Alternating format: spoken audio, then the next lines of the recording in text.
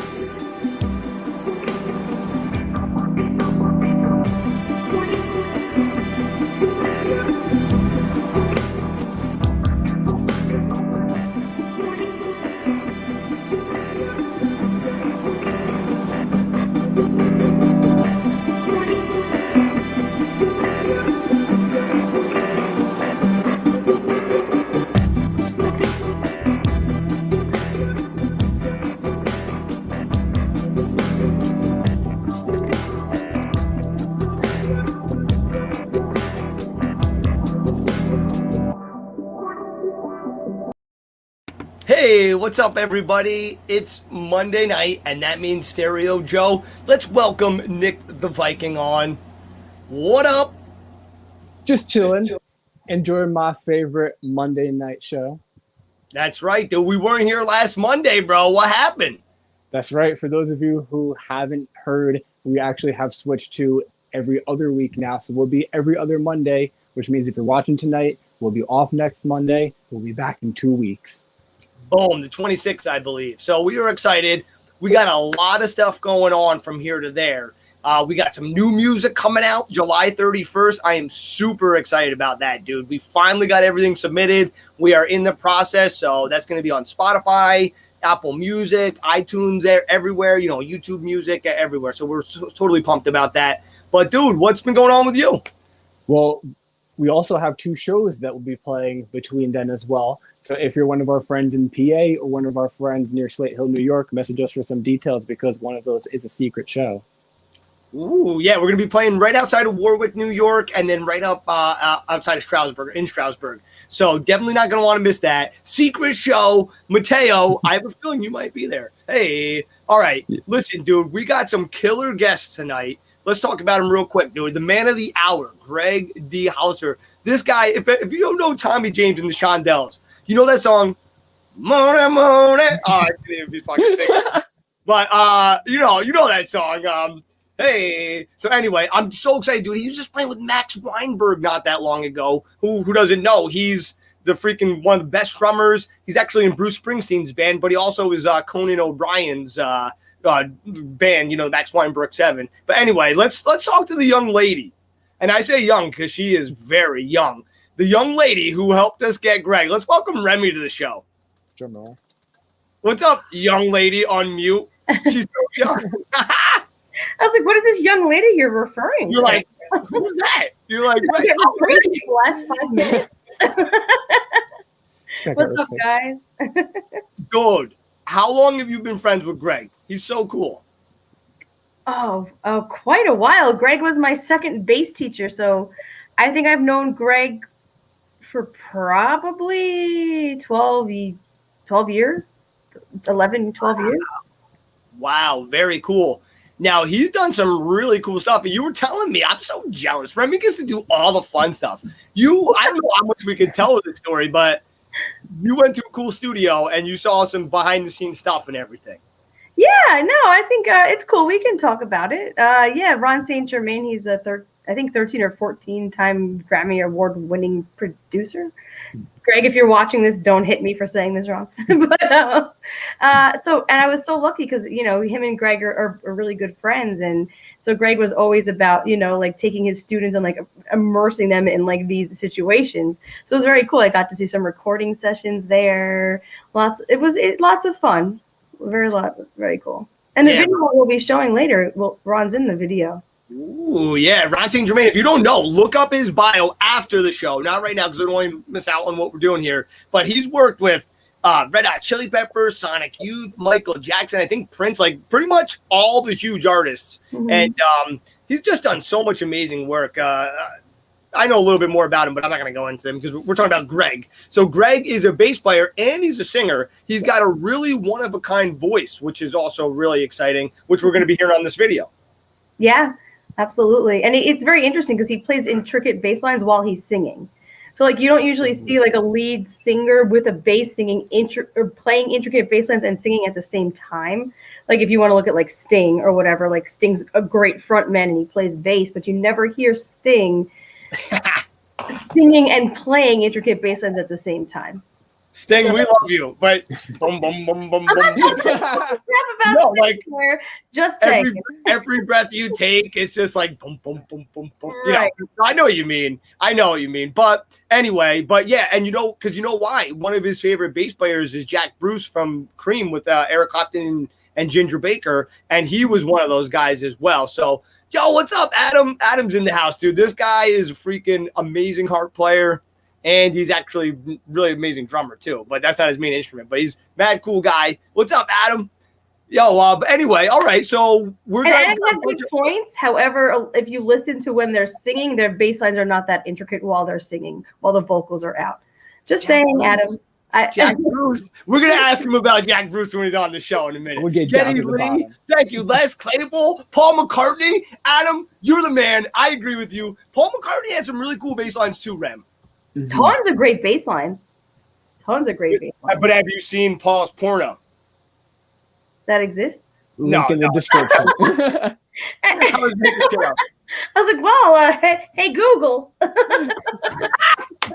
Hey, mate. All right, listen, I got to get you British birds off here, and I got to get to our first guest. I'll see you two later, but we'll be back. Come on, don't go now. All right, see those two later. Listen, if you're just tuning in, this is the Stereo Joe Show. I'm coming to you all the way from Great Britain, mates. I'm lying. But first up, we got our first guest. It looks like he's got a friend on the screen with him. But anyway, let's welcome Matt. He's a singer, songwriter. He's going to be playing a tune for us today. So please welcome Matt Kinnaman to the show. Yo, what's up? Yo, I don't think they can hear me. Hey, baby. What's up, boys? They're either really. Hey. Oh, I can hear. I'm so sorry. What's up? I can't hear your voice. Can you hear me? Oh, you can't hear me? Do I have the volume turned all the way down? Uh-oh. How about now? There we go. I'm sorry, Jimmy. No problem. You know what? Can you hit echo cancellation? What's that? Can you hit the echo cancellation? Oh, yes, I sure can. Perfect. I have audio. So, It says that it is off. hit it on if you don't mind. Okay. There we go. There we go. Perfect. Off for the performance, on for the talk. That's perfect. Okay. So what's going on? Nothing much. We're just doing some practicing and getting some mandolin going on for the song that I chose to do. Excellent. Excellent. So we got Matt and we got Pat. Yep, Matt and Pat. Excellent. All right. The Illinois boys. I love it. Yep, Sterling, Illinois. So what have you been doing since COVID hit?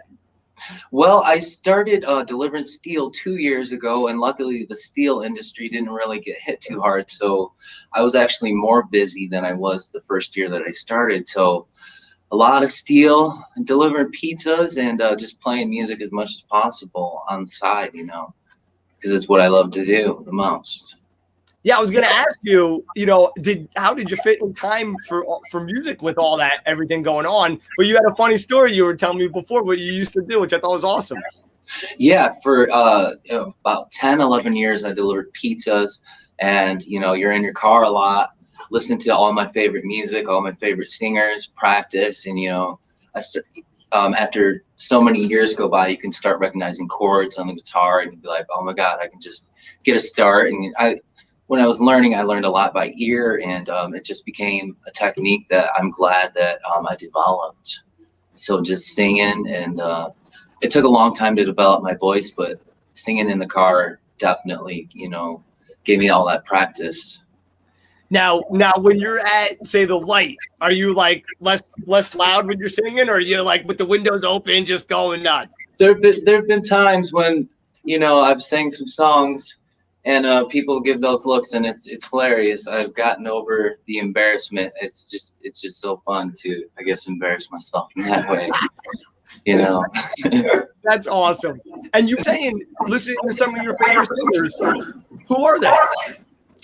Well, I started out playing, heavier music. Some of my favorite singers, Philip Anselmo from Pantera, Chino Moreno is my absolute favorite singer, and Maynard Keenan James from Tool, Tom York, and then Elliott Smith, and then Connor Oberst from Bright Eyes. So I've kind of combined, the heavier with melodic music, and it's been really cool going back as my voice got stronger to be able to sing the metal songs that I always wanted to when I was young that I couldn't, and to be able to go back and sing those now is just a great feeling because I just didn't have the vocal strength. Yeah, that's cool. That's cool that you work hard and it comes. So that's exciting. So listen, everyone, work hard out there at home. No. So, all right, and Pat, tell us a little bit about you real quick. You're back there with the mandolin. Yes. So Jimmy, I've been friends with Matt for about a good 5 years now. I lived out in San Diego and Ocean Beach for about 5 years, and Durango, Colorado for about 3. And I played music out there for a little bit. And I came back, and I'm 7 years sober. That's the main reason I came home, to get my stuff together. And since then, I've learned quite a few more instruments. And quarantine's been really good because, if you're not being creative, you're being destructive. And I feel like right now I'm just writing a ton. I'm planning on moving around, a little outside of Nashville next year with my fiance. I'm going to attempt to jump in the songwriter circle out there.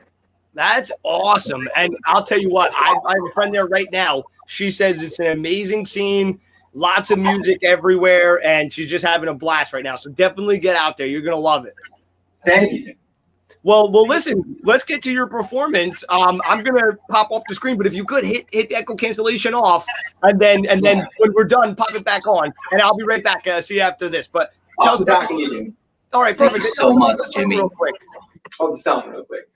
Oh, the song is called Closed Doors. I wrote it about, you know, going through a breakup is a lot of songs are about. And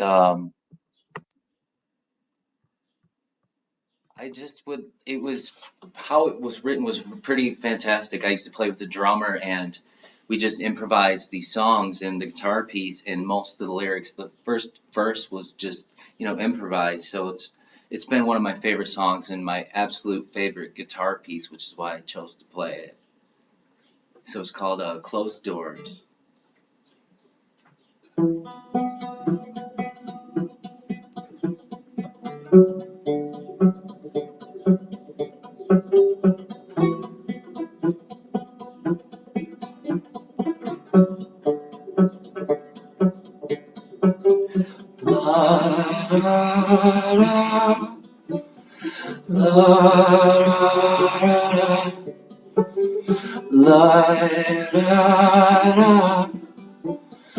Oh, she's walking away, at least for a while. Why does your voice ring in my mind? La da da, la da da, la da da. Oh, now will atone, and I'm learning how find a voice in the same old town. I'll change a few things about the way that my life. Maybe I'll smile, maybe I'll smile. La da da, la da da, la da da. Oh.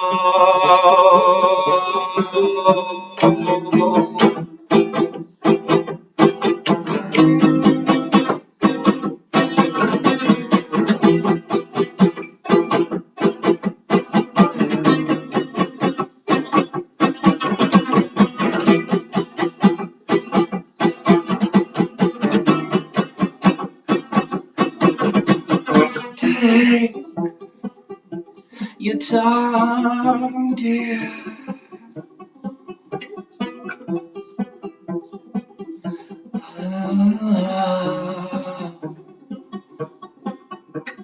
Take your time, dear.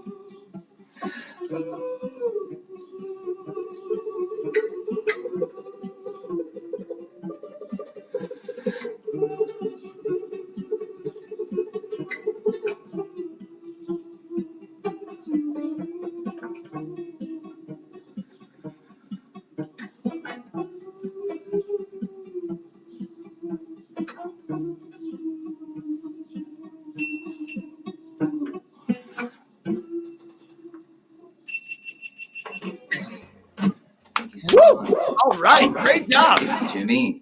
Oh, and then if you don't mind, hit the echo cancellation again. You're the best. All right, guys. If you're just tuning in now, we're here with Matt Kinnaman right now. This is the Stereo Joe Show. Let's welcome Nick the Viking on. Oh yeah, now that was rocking. Thank you, man. Thank you so much. Yeah, that's my absolute. I'm sorry, go ahead. You mentioned a couple of your bands that you had listened to and some of your influences. Yeah. What kind of genre would you say that last song would fall under?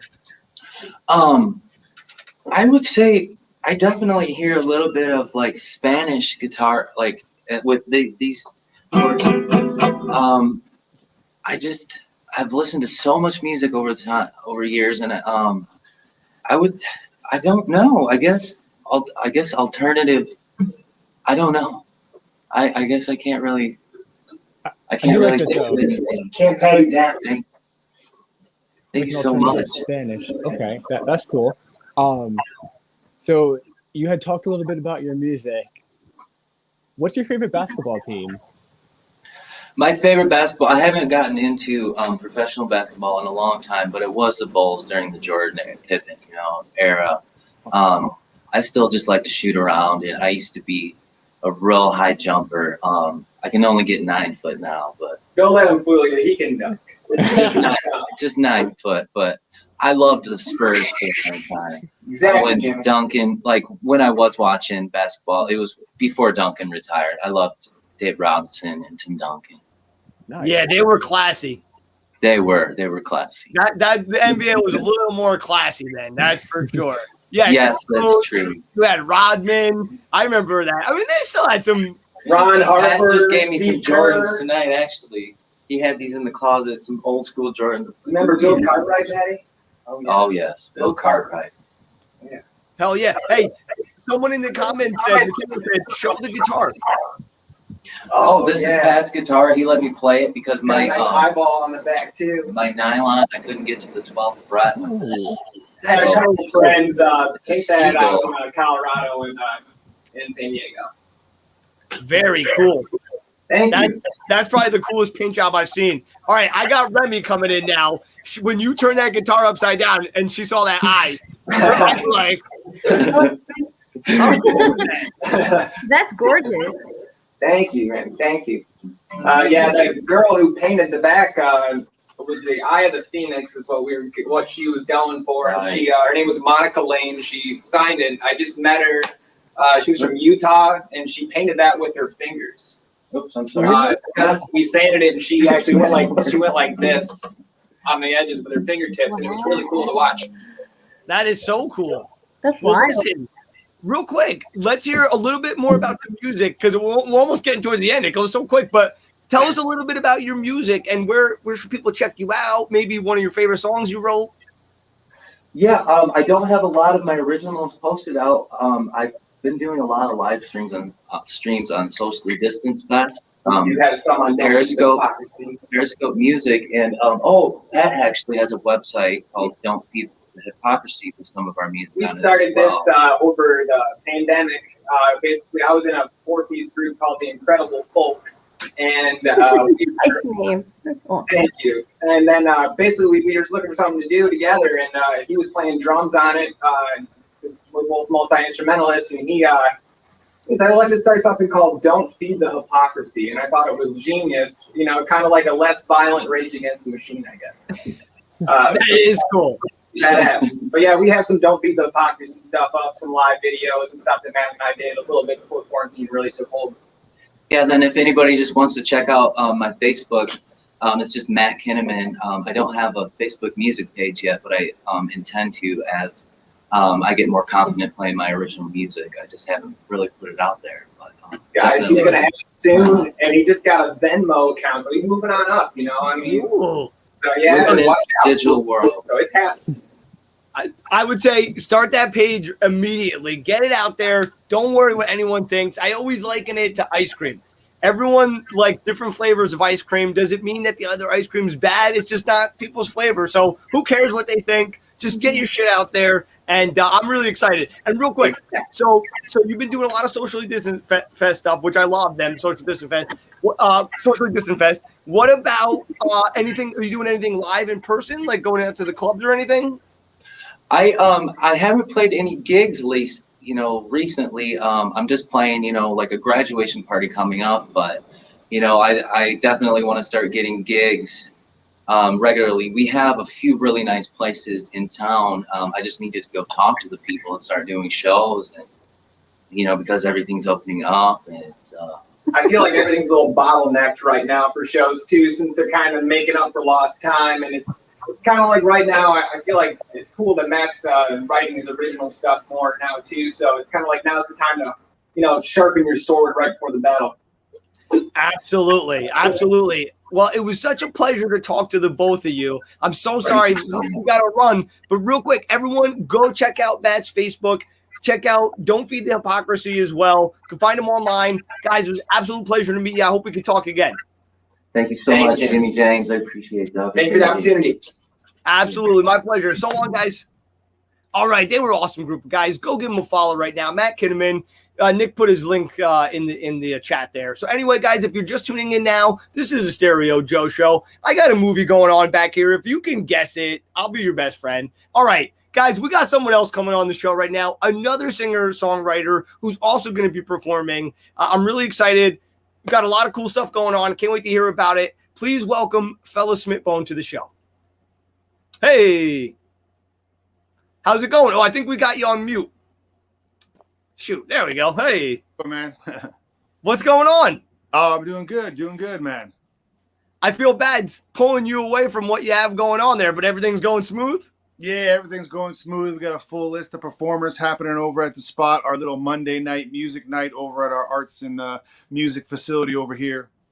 That is so cool. So, yeah, for anyone in the area, they should check it out every Monday night from 6 to 9. You do this awesome, like, open mic type of art thing, right?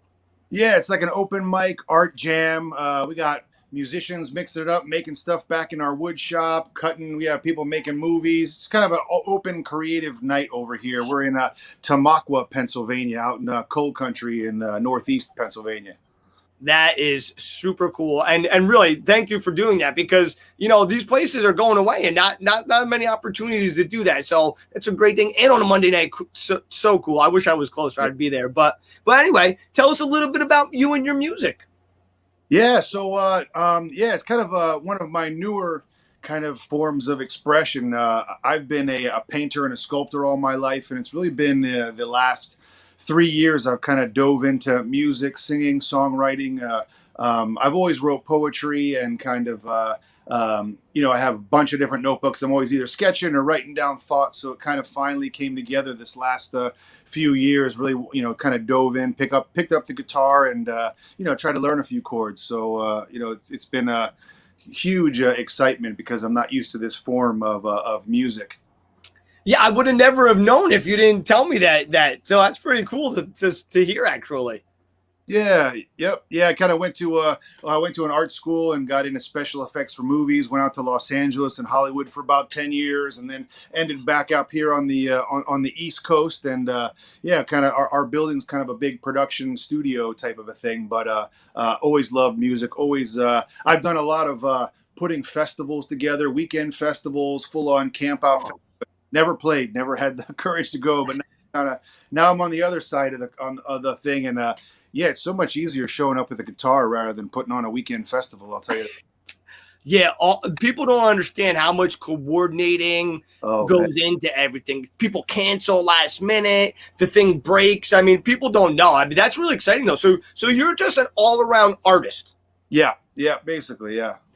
That is really cool. And so you're newer to the music game in a sense, like performing. Obviously, you love music. You've been writing lyrics and poetry for a long time. So that is really cool. So now you're writing your new songs. And do you have like a process for that, or you just kind of how does that work out? Yeah, kind of like I said, I'm kind of just learning guitar. I mean, for a few years now, and going through different chords, and I just kind of start putting together melodies. I really like melodies and hooks and things like that, and it just kind of all comes together. I kind of a slow process. I don't try to rush. I kind of just chip out a song little by little, over a month or two, and just keep playing the rhythms over and over again, and kind of let melodies come out, and then I'll kind of start writing around, the thing, whatever theme I'm going for, or whatever the song's, how it's making me feel. So that's kind of like how I've been starting off with my, basically first set of songs that I did put out this last year, basically. Very cool. So so that's awesome. All right, well, we're actually going to hear you play one, which I'm really excited about. Yeah. Do you have a little backstory behind this one, or just? Yeah, no, this is a song. It's called Trouble. It was kind of just one of those things, you know, it was just one of those times where it kind of seemed like no matter what you did, you were getting in trouble for something. You know, there's lines like, you know, you can stand up, get in trouble, sit down, get in trouble, you know, whatever you do. So it's kind of you know, just kind of pointing that out and stuff. Well, I love it. Well, let's check it out. I'll be right back when you're done. All right. Sounds good. Thanks, man.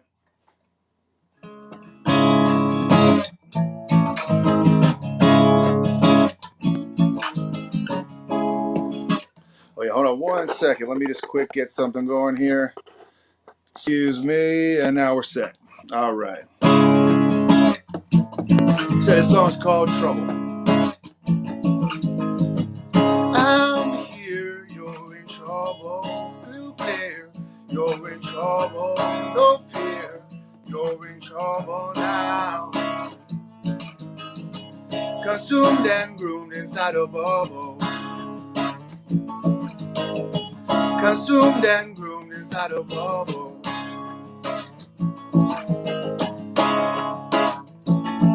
Yes, I'm a hologram, time traveling caveman, speaking my truth for simple, nothing to lose, man. You play the game, you're in trouble. You get the fame, you're in trouble now.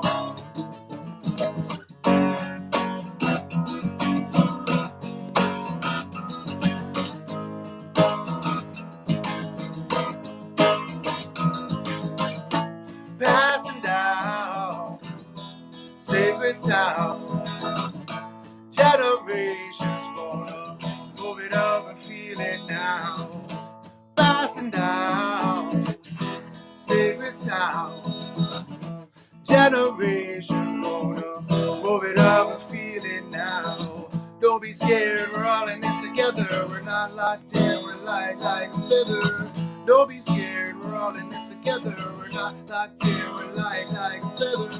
Don't be scared, we're all in this together. We're not locked in, we're like a feather. Wait for me to let it out now. Take another spin around, take another spin around, take another spin around. Stand up, you're in trouble. Sit down, you're in trouble. Turn it off, you're in trouble now. So smooth and cool behind your profile. So smooth and cool behind your profile. They stole my smile while using your name. They'll sell your soul for their own gain. Standing up but you're restrained. A curious monkey thinking that it's free, taking a breath, the frequency of your heartbeat to see the moon and the sun. Break free, you start to become. Break free, you start to become.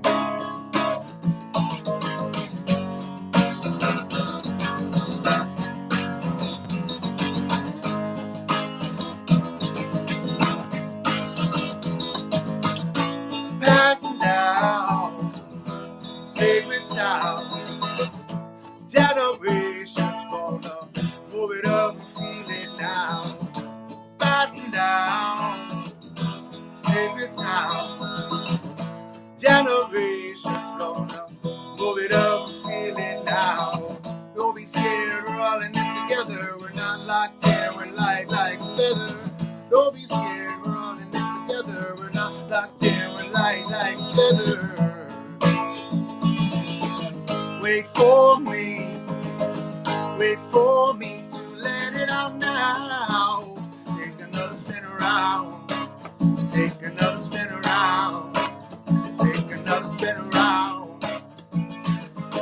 Now I see the pieces that make me. Attracting forces creates the unity.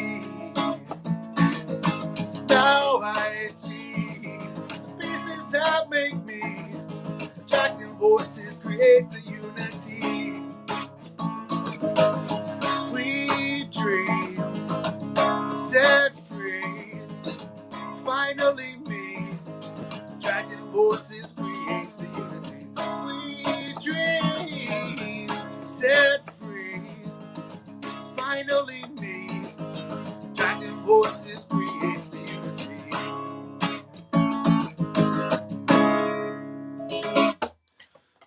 called Trouble, everybody. Yeah, all right. I love it. Thanks. Perfect. You're the man. I love it. All right, I'm going to bring in another person without a beard because you got a great beard. I can't let Nick on with the two great beards together. So let me bring in Remy. Dude, that was great, man. Oh, thank you so much. Thank you so much. Really, that was fantastic. But I do have a silly question. Where did you get that fella Smitbone name from? Yeah, well, unfortunately, there's a lot of Kevin Smiths out there.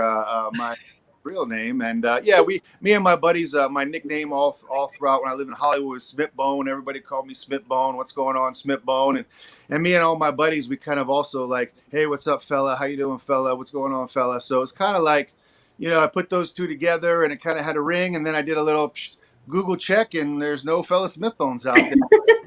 Smitbone.com, I'll take it. Well, Smitbone, the original. That's fantastic, dude. I had an uncle fella, so I knew I liked you right away when I heard that name. I was like, he's a good guy. I love it. All right. You know what? I hate to do it, but I got to bring that other good beard on. It's Nick. Nick the Viking. Beard power. Yeah, buddy.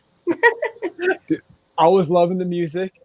Thanks. And I actually wanted to ask you, because you write poetry in the past, do you now go back to some of those old poems and make songs out of them? Yeah, I definitely mine through the books and mine through different stuff, and I'll hear a melody and I'll kind of like right off the bat like know something that I had wrote to at least form a seed to kind of plant a song, just sort of ideas. I always got at least 3 different little field notebooks on me in my different pockets, and I kind of am always sketching or doing different things. Nice. I love it. When you started, because the guitar is a newer thing for you. You said it's exciting and everything. Have you come across a chord yet that you're just like, F this chord? Why would this person use this chord? Yeah, there's definitely like, I'm definitely learning a lot, man, and it's getting easier. I mean, it was definitely like, I still kind of feel a little bit like I'm holding a handful of rocks when I'm playing. I'm still kind of getting into it, but yeah, it's hard to say because it's kind of cool on a guitar. I've learned how to. There's so many different shapes you can go. I'm like, all right, not that shape, not that. Find something that I can maybe do, a power chord or some of the. But it's nice. There's a lot of different options. But yeah, there's some songs that I'm like, because I've kind of started to do covers like more recently. I didn't really know any covers, and now I'm trying to play out. So I'm learning covers, and yeah, it's kind of some of these chords are pretty wild. I know, and so sometimes it's songs that you wouldn't think, or an artist that you're like, oh, I could learn that song, and you're like. What? You're like, I never knew it. But so I love it. But that's great. And I think you're doing awesome. And I know you mentioned you really were into the melody. And I could hear that in the song. And Nick said, I think, very catchy. And I totally agree with that.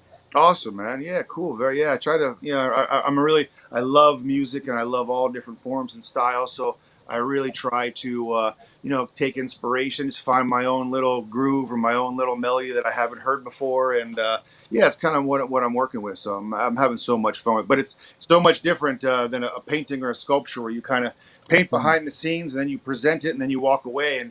And music, man, you're just right in front of there and there's no escaping and you're just, that's a whole, I never felt that before. It's, even virtually like this, it's just, I'm still getting used to that. But it's a cool feeling, something I haven't had before. Yeah, well, it's vulnerable a bit, right? It's more vulnerable than like being able to perfect your sculpture. Yeah. Definitely. Yeah. I think that's awesome, man. You're killing it, dude. Thanks. When it comes to experimenting with music, I've also seen you do some looping videos. How did you start with that, and how easy or hard is it to work the didgeridoo into a music track? Yeah, that's still like the mission of trying to get that. I really like a lot of tribal vibrational instruments and a lot of the different sounds. So that's definitely something I'm, experimenting with. And, but yeah, just kind of figuring out what key I'm playing in and just kind of droning out and doing some different stuff. But that's been a lot of fun getting in, that type of feel and didgeridoo. And I make these drums kind of like the tank drums that you make out of propane tanks where you cut the tongues in them. And I make a lot of those and put those all out. So I love those type of vibrational instruments. Nice. Well, I love it. And I hate to do it, but we are at that time of the night where we got to go. So where should everyone go check you out and follow you? You can go to my main artist site, K2 Creates, or fellasmithbone.com.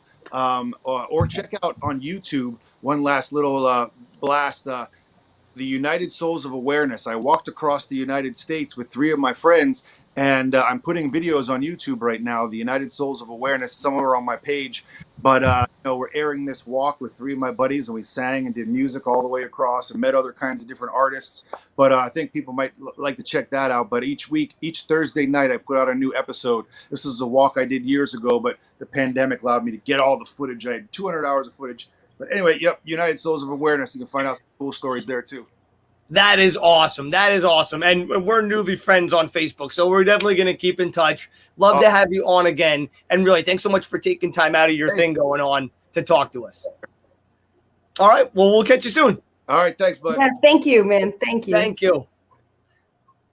All right. Then there was 2, Rem. I kicked off Nick because I was like, listen, man, I can't have too many of these beards on here. No. Jelly over the beard. I know.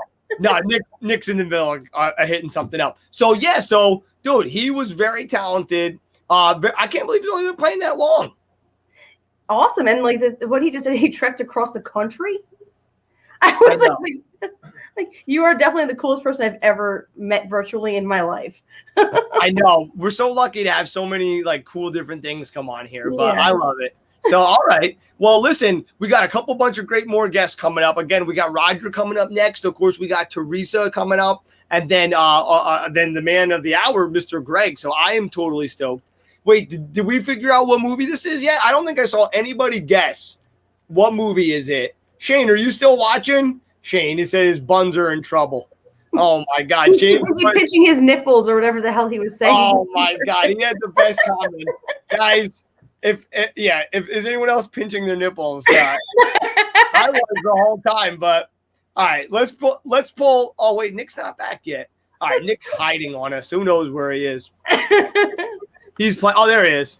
He ran away. He ran so far away. I was trying to watch the movie. Dude, after the show, bro. So, dude, what else do we have coming up? Is the Sexcapades on this episode? Absolutely. We have actually a bunch of new dates that we've announced for our New Jersey friends. If you're familiar with the Bar Hoovers, check us out because we'll be there for a few months in a row, baby. Yeah, not doing Sexcapades, though. We're just going to be performing our regular act. Although, if you're lucky. All right, listen. Remy's like, they're not lucky. They're horrified. All right. All right, listen. Let's go to a minute of the Stereo Joe song, Games, baby. Let's do it. Where you go when you're feeling down. Yeah, I know what you'll say when I'm not around. When I'm not around, it says games we play that lead us to our own demise. Yes, so we say, or that we make up our own minds. Yeah, we're living for the day when we can live and we can laugh. And I know you have my back until I fade away. Yeah, I know where you go when you're feeling down. Yeah, I know what you'll say when I'm not around. When I'm not around, it's these games we play that lead us to our own demise. Yeah, so we say, or that we make up our own minds. Yeah, we're living in our days. With all this noise, we self-contain. My dark depression creates a maze, and then I flow away. Yeah, 'cause I've been wandering for so long that I lost my way on the road to my dreams. All right, if you're just tuning in now, this is the Stereo Joe Show. Guys, Nick the Viking is coming on the show. He is taking over duties for me. I have a serious emergency. I need to get out of here. Just kidding. But Nick is going to be taking over. I'll be right. Welcome to the Viking Hour with our next guest, Roger Len Smith, who is a singer, guitarist, musician from Colorado. And he'll come on here to tell you a little bit about what he's been up to and just inform you guys about what he has coming up next. He's been on the show once before, so for those of you who have missed his first performance and appearance on here, you're in for a treat because he has a lot of really cool stuff to talk about. And before we do get... Oh, perfect. Oh, look, he came ready and prepared with the harmonica. I love it. How are you doing? I'm pretty well. How you doing? Doing well, doing well. So, what do you see if I'm centered? You know. Oh, I think you look great. All right, cool. Boom with the big screen. Now we're rocking. How you doing, Nick? I'm doing great. We've been very fortunate to have the show been going for over the last year, getting so many great people on. Happy to have you back on. And for people who have seen you once before, what have you been up to since you've last been on? Well, it's certainly been an interesting year, hasn't it? Absolutely. Yeah, thanks for having me back. It was a lot of fun. It was literally about a year ago when we were all, hunkering down, literally. I'm in my basement studio here, and I was again last year. A little bit more developed. I actually have a drum set now. Oh, nice. What kind of drum set is that? Come on over and jam. It's a Ludwig. It's nothing fancy, but it's solid. It's good, studio demo practice drum set. How late can you stay up? Because I'm on my way. Well, maybe 10-ish anymore. So but anyway, last year I've been doing some writing and just taking care of the family and doing a lot of baseball with my kids, but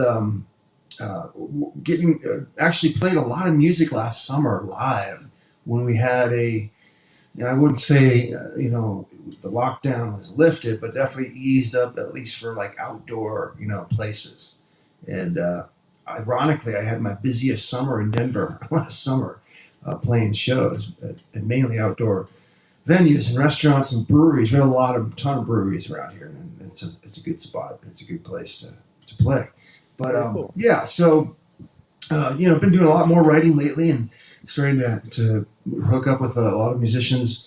I lived a long time in Los Angeles. I also lived a long time in Austin, Texas. So I have a lot of connections and still a lot of great friends and collaborators all over there. So I just went to LA and working on some stuff with a buddy of mine there, several different projects, and then I've got some stuff hopefully coming up in Texas.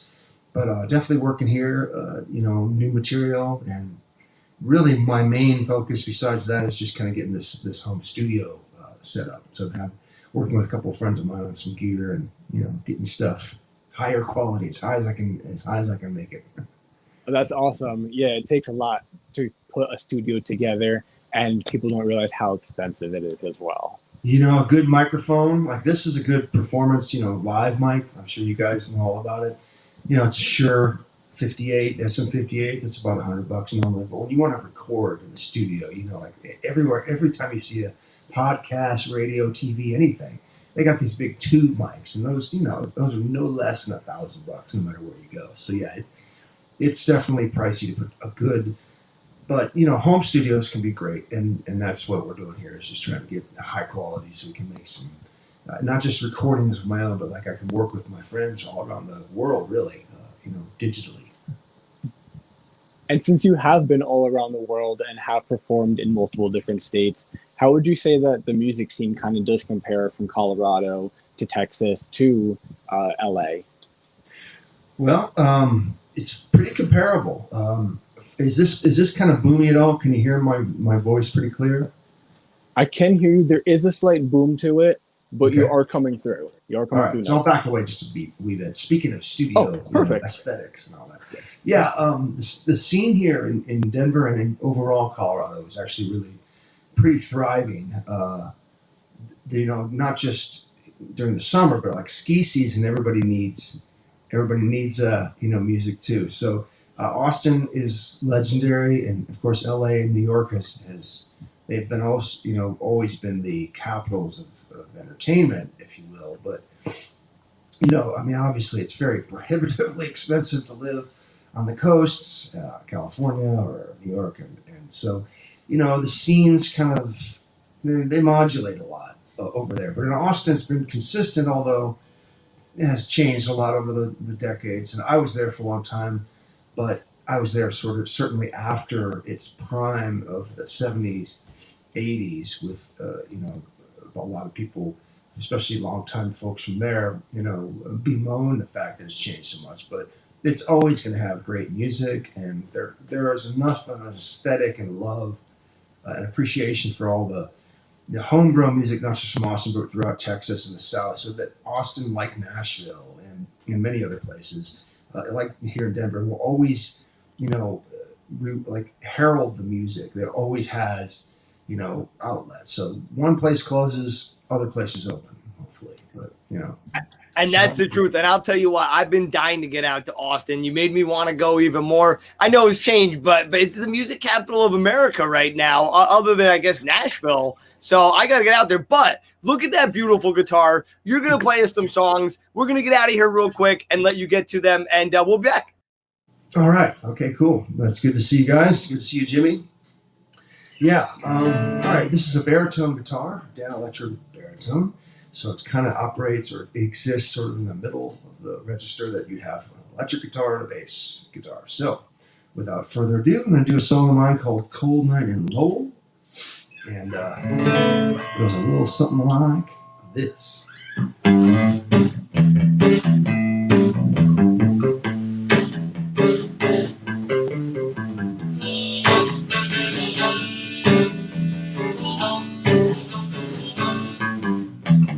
Here come a man in his green beret, looking pretty warm in a red Chevrolet. We was jealous of sin. There's a cold, cold world outside.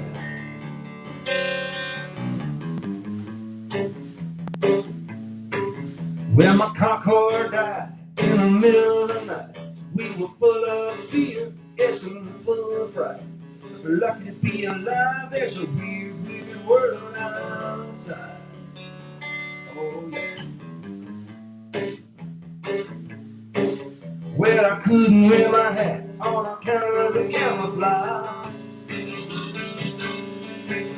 Yes, and no, not me, I'm just a messing with the summertime. He didn't look too right. It's a cold night in the well. It's a cold night in the well.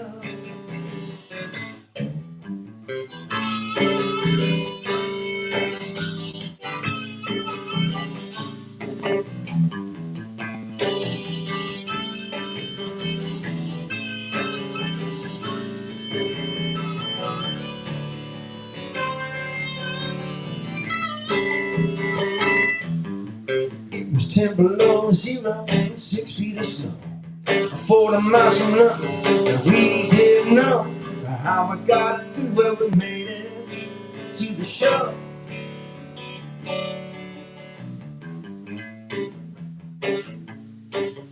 And there we were in the dead of night. Everything was closed, there was nothing in sight. Holding each other, honey, but dear life. It was a very cold night. It's a cold night in the well. Cold night in the well.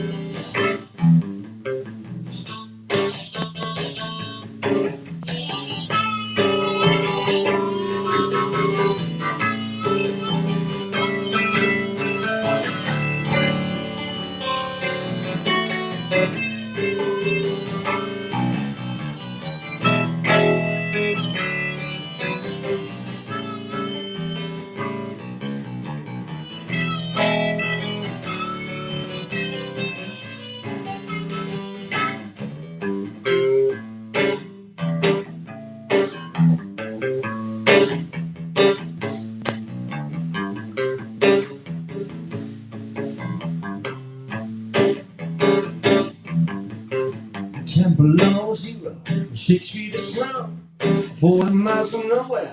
We didn't know how we got through. Well, just don't really know.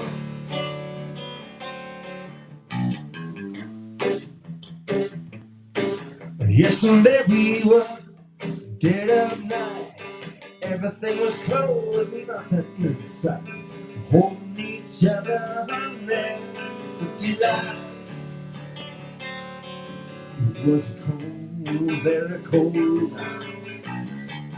A cold night in the well. Cold night in the well. Cold night in the well.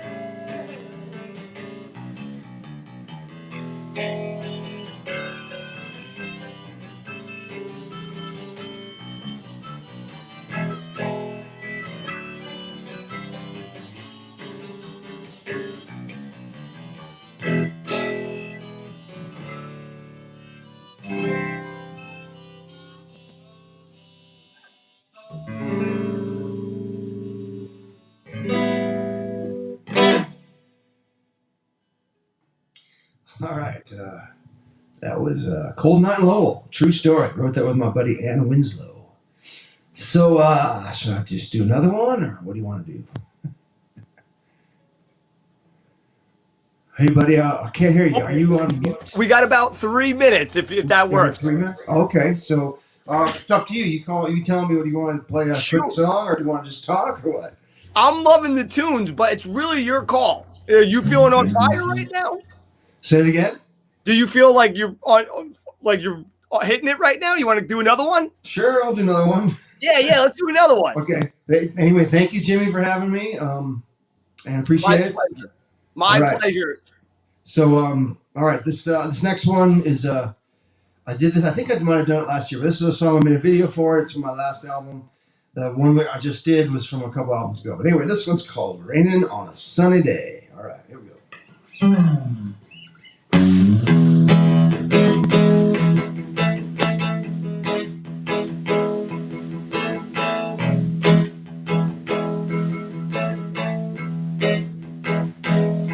All the clouds have gone away, yet it's still raining. Such a beautiful day, and the world has seen the sun, yet it's been fading to a lonely one. And it's raining on a sunny day. Yes, it's raining on a sunny day.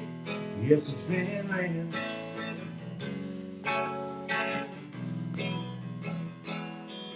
And the rain makes a rainbow with the sun. It's a light aglow. All this night will it ever go away? Will it fade? Or is it here to stay? 'Cause it's raining on a sunny day. All the clouds make them go away. Yes, it's been raining on a sunny day.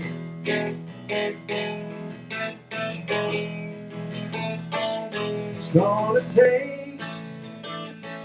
take some time turning back from these tides. When it all is down, storms are raging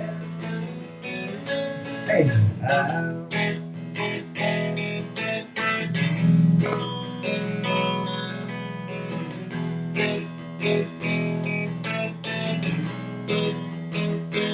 Sweet, sweet life, sweet mother life,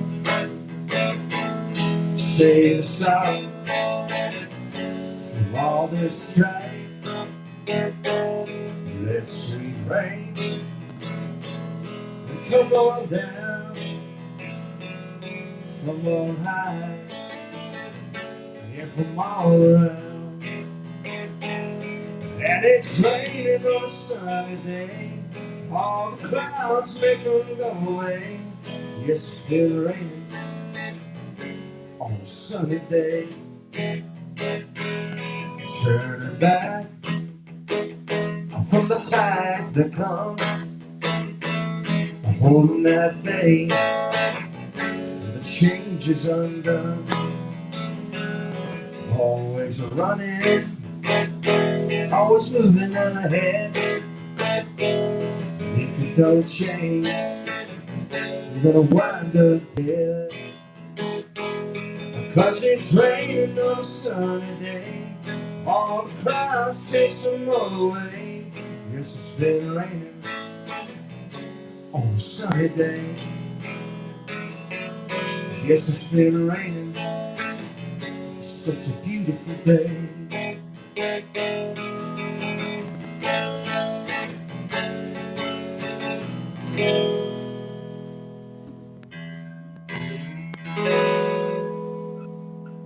Woo!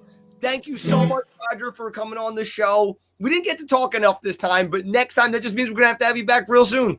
Okay, maybe not in a year. How about like in a few months? I'm definitely on board with that. Maybe 2 months or something by the end of this year. Anytime. Cool. Thank you, guys. A pleasure as always. Thank you so much, and love that guitar, by the way. Guys, if you're just tuning in, that is Roger Len Smith. You can find him on Facebook/Roger Len Smith. Definitely go give him a follow. Real good guy. He's been on the show before. If you like Americana music, go check him out. All right. Next, we got another guest who's one of my favorites. She's been on the show a bunch. You've seen her before. She plays ukulele. She sings. She's going to do a couple tunes for us tonight. And anyway, please welcome to the show, Theresa Ratliff. Hey. How's it going? Oh, no. I can't hear you. Uh-oh. You know what? Let's do that thing. I'm going to pop you out and just re-click the link and come right back. It'll work. It'll work. Okay, I know what's going on. Nick, you're sabotaging us. That's Theresa. We're already getting on a minute late. Shoot. Rem, can you do the biggest favor? Reminista, can you tell Greg we're running 5 late?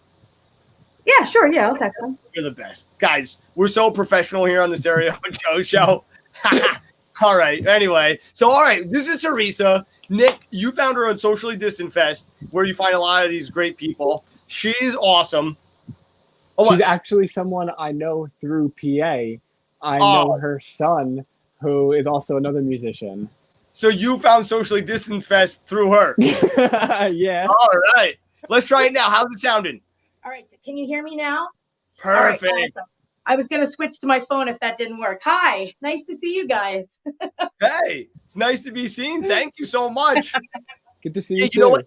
Every now and then there's like a weird audio glitch, but coming out and coming back in is perfect. So that's great. So we got that cool setup going now for you, huh? Yeah. Yeah, it's really nice. I love it. So what have you been doing since we last saw you? So much. I'm playing with my band Earth Song. We've been doing quite a few gigs. We've been playing a couple of music festivals. We're playing one on August 6th out in, what's the name of that town? Ashland, Pennsylvania. So that's going to be a lot of fun. I'm looking forward to that. And we have this thing going on called Artists for Earth, which is an organization that pairs artists with people who want to donate to help save the earth, basically. So you go on the website, you pick an artist's piece that you like and you donate, and then you can digitally download it in high quality so they can be reproduced on like t-shirts or mugs or whatever you want to do with it at that point. They have some really awesome artists involved with that. So my band Earth Song is really heavily involved in that as well. It's been a really fun project, so I'm so psyched to be able to be involved with it.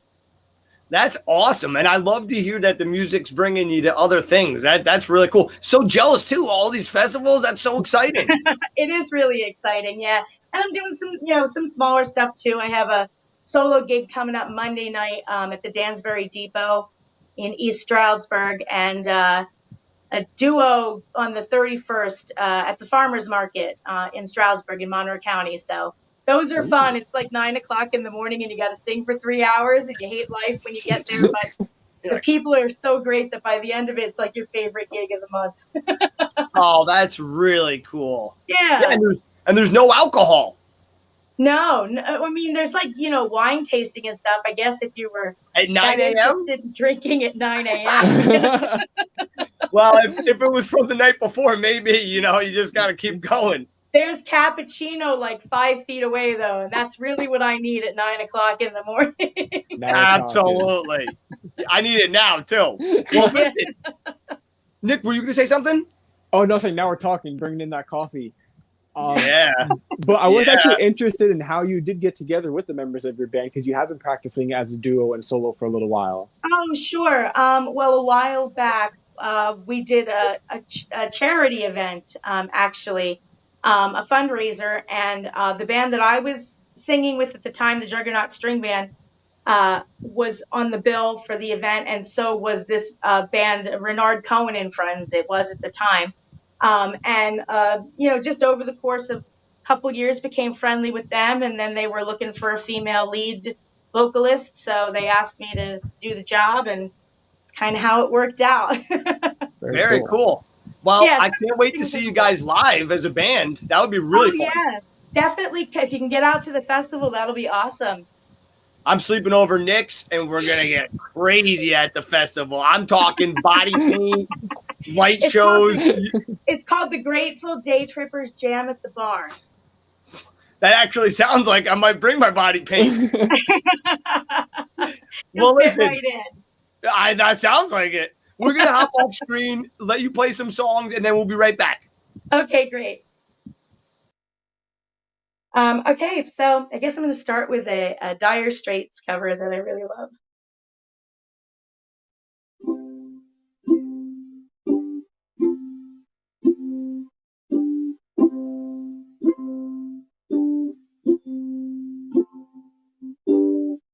Love-struck Romeo sings the streets a serenade, and he's laying everybody low. He's got a love song he made. He finds a convenient streetlight and he steps out of the shade and says something like, "You and me, babe, and how about it?" Juliet says, "Hey, it's Romeo. You nearly give me a heart attack." "Yeah, well, he's underneath my window now." She's singing, "Hey, la, my boyfriend's back. Shouldn't come around here singing up to people like that." "Oh, anyway, what you gonna do about it?" "Juliet, the dice were loaded from the start, and I bet, and you exploded into my heart, and I forget the movie song. One day you're gonna realize it was just at the time was wrong." Julie.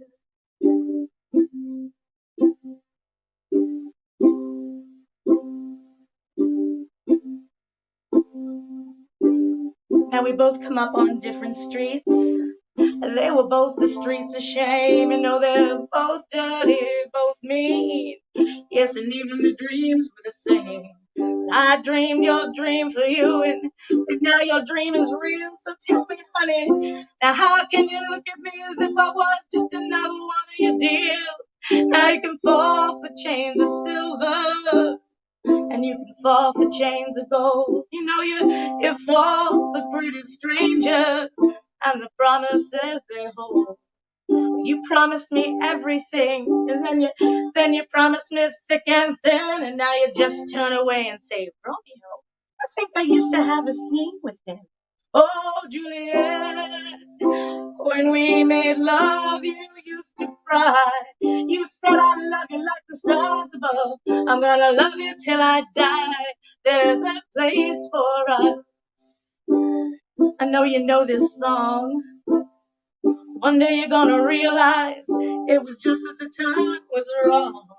Julie, I'm so in love, so in love, yeah. Now I can't do the talk, like they talk on my TV screen. And I can't sing a love song, not the way you sang them to me.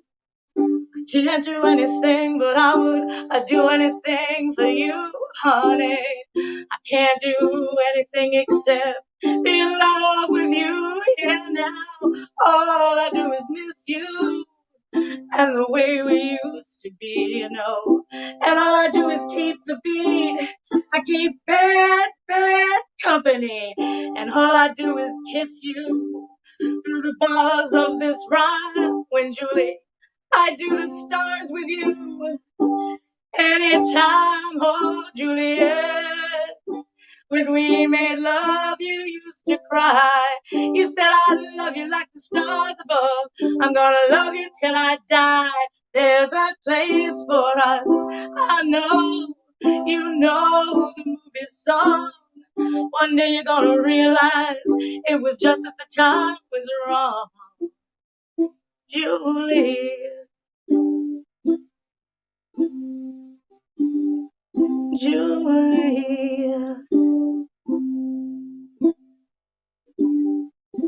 Love struck Romeo, sings the streets a serenade, and he's laying everybody low. He's got a love song that he made. He finds a convenient street light and he steps out of the shade and says something like, you and me, babe, and how about it?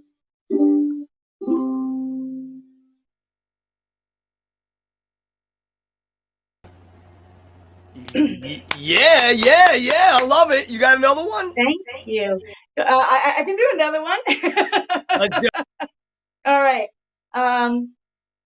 So I just got this brand new ukulele, and I got it yesterday, and I opened the box at like 5 o'clock tonight. So I'm having a little trouble keeping the tune. I apologize for that. That happens with new things sometimes till you get everything settled in. But I think we're doing not too awful. I'll try not to waste all this time tuning here. It's a little flat. Okay. All right. So anyway, since I have a new ukulele, I thought it would be fun to play the very first song I ever learned on the ukulele. If I can remember how to play it now.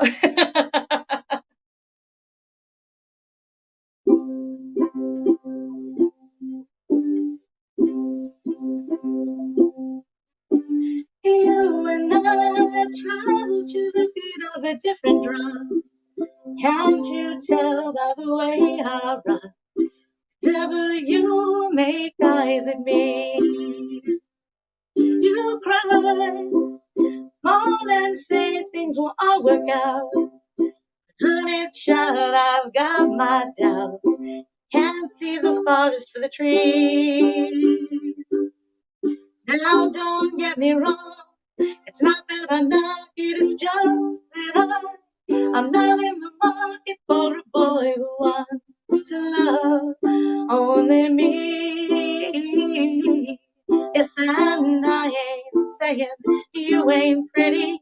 All I'm saying is I'm not ready for any person, place, or thing to try to pull the reins in on me.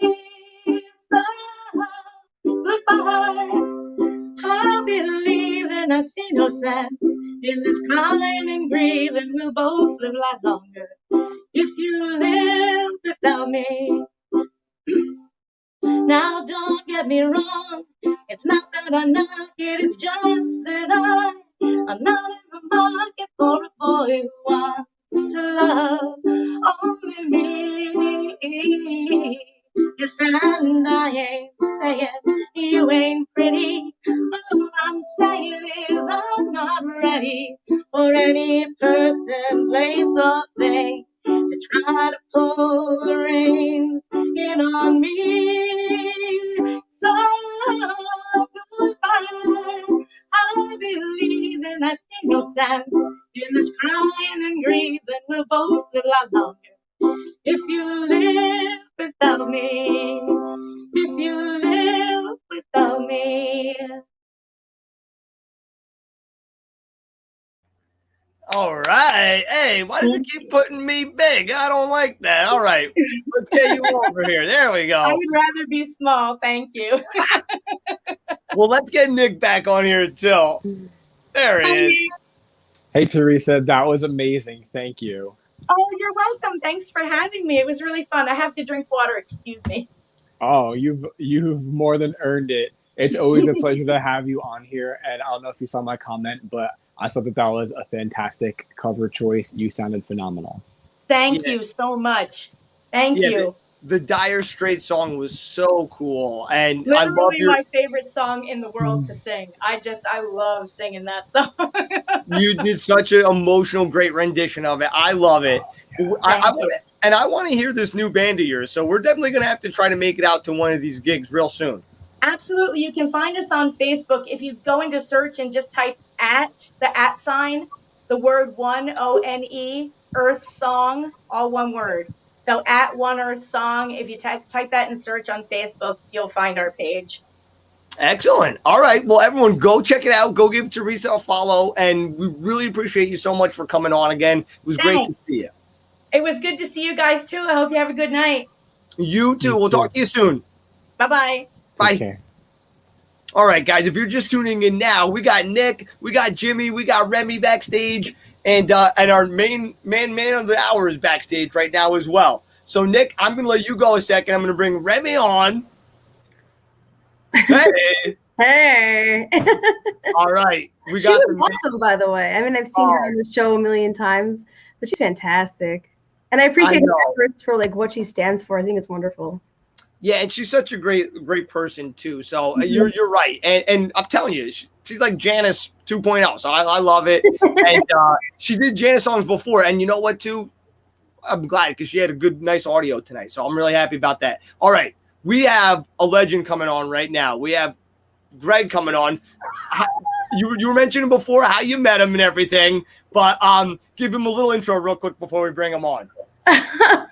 Put me on the spot. No, I'm kidding. All right, Gregg Hollister, one of the best bass players I know. He's fantastic. He's played with a million people that you wouldn't even know he played with. He's done a ton of commercials, a ton of wonderful things, and he's also a great teacher. All right. With that said, please welcome to the show, Gregg D. Hollister. That's me. Hey. Hi, Remy. Hi, Jimmy. Hey, welcome. This is really cool. Such a pleasure to have you. So you and Remy go way back, and that's how she got so good on the bass was because of you. Well, all I really did was give her a start. And then she went on to Victor Wooten, who was a lot better, as a teacher than I was. But at least I felt like I did something positive for her because she turned out to be an amazing person and a bass player as well. Oh, I'm going to cry. Don't make me cry. Greg, I couldn't have done it without you and your support. And, you've always just been a great support. So thank you. Oh, thank you. Yeah, I got to say, she has said nothing but wonderful things about you. And really, you were the one person that really helped kick her off. I mean, she obviously loved music, but, she was telling me about what a great teacher you were and how it was really important to immerse everyone beyond the lessons. So that was really exciting. Are you still giving lessons? Do you still do that? I'm on the road so much, but I do have a couple students that I hope turn out as well as Remy did. So I don't have a whole bunch, but I've got a couple that I feel have potential. So I'll do what I can to lift them up to the next level. I love it. And, I was going through your social media and stuff, and I saw Max Weinberg. How did that come about? You were playing with Max Weinberg? I just came back from Virginia after doing 3 nights at the Wolf Trap in Vienna, Virginia. And it's a long story, but I've known Max for 45 years. And we've somehow hooked up. And then a good friend of mine, Jimmy Leahy, who is the guitar player with Dennis DeYoung from Styx, recommended me to Max to be a sub for his regular bass player. His name is Glenn Burtnick, who is a very talented guy as well. So anyway, that's how I got the gig. So, I'll do 40 or 50 dates a year where Max will do 125. I can't do 125 gigs on the road. It's just a little. I did that when I was a kid, but not now.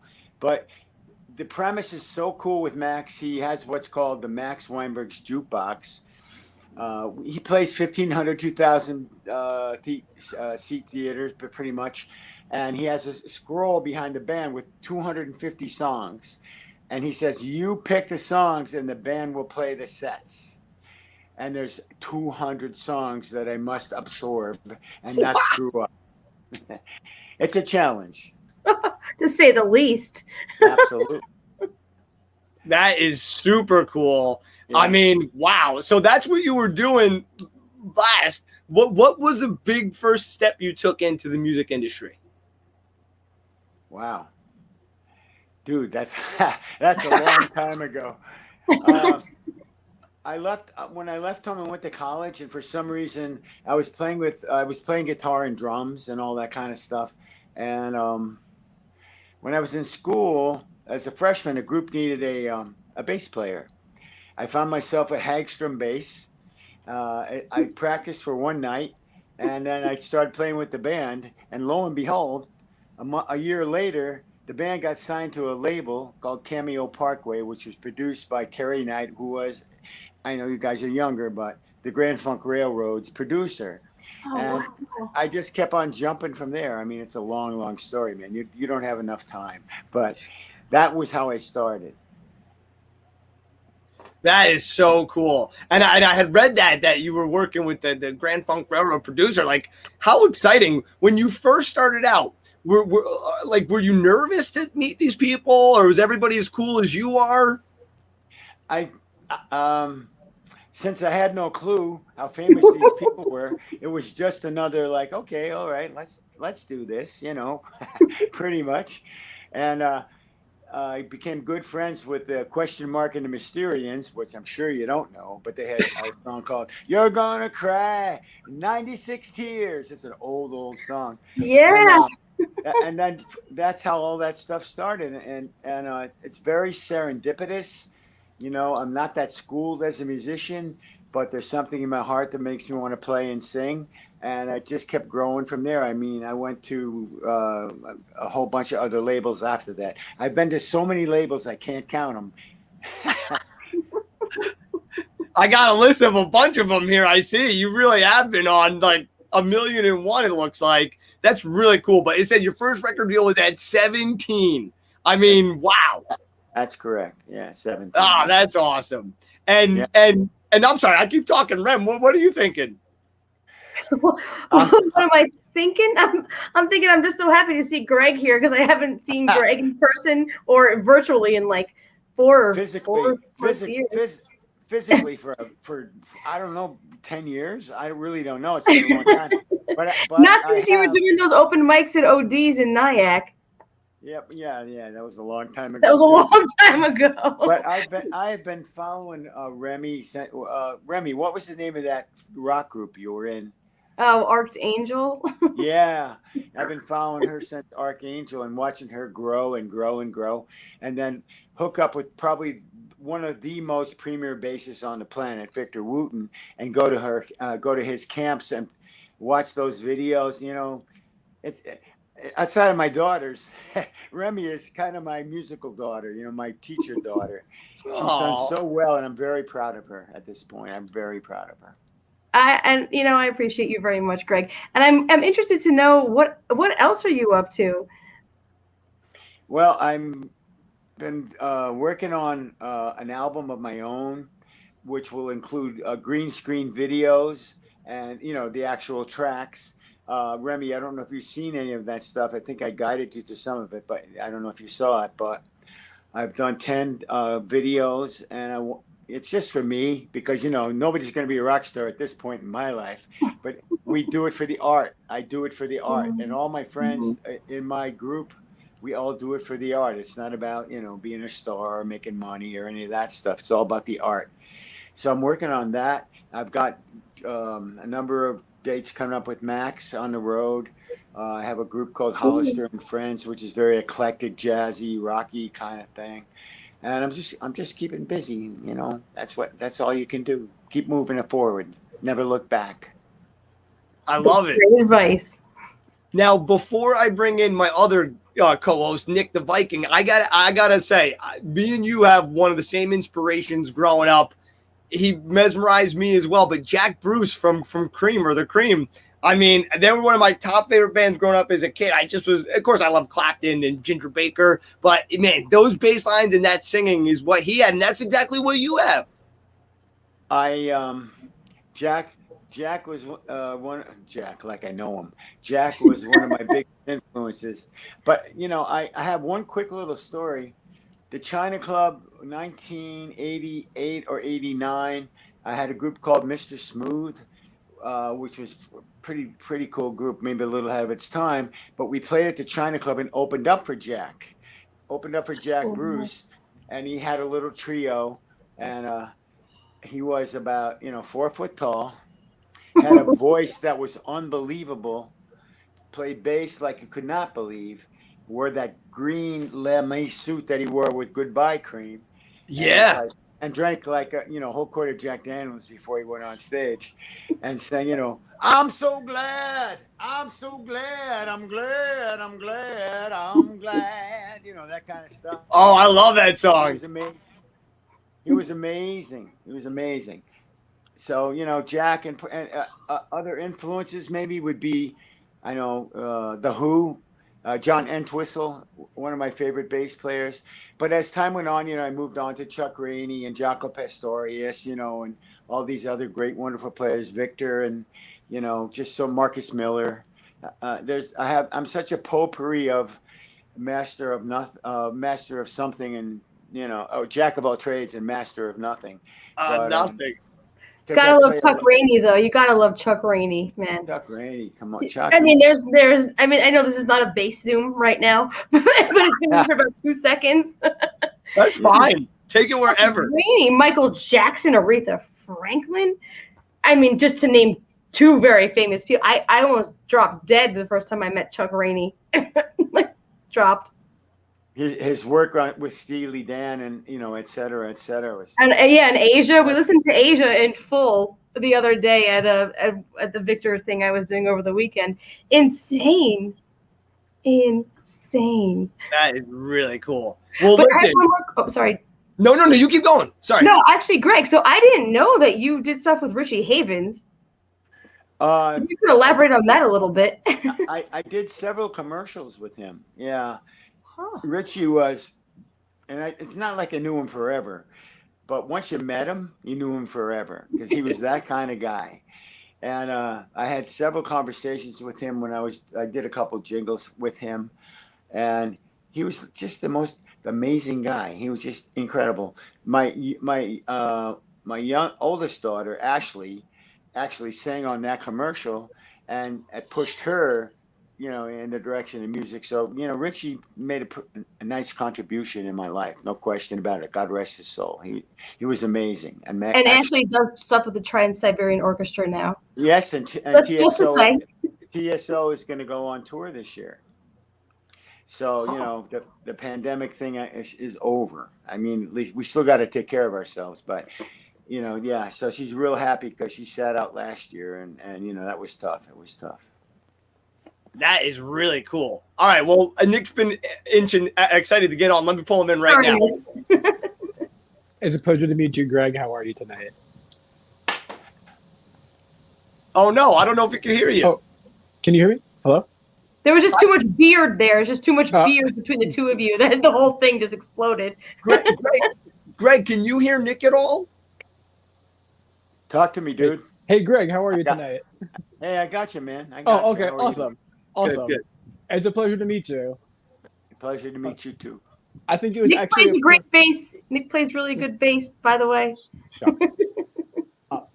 It's actually a perfect segue to come in because you were talking about touring and things opening back up. You've mentioned so many different people that you've worked with, but I was curious to see where has one of your favorite places been that music has taken you so far? Where? What's the last part of the question? Like location-wise, your favorite place that you've been to. I mean, wherever I play. Probably one of my favorites is Westlake Studios in LA, where I was out there recording.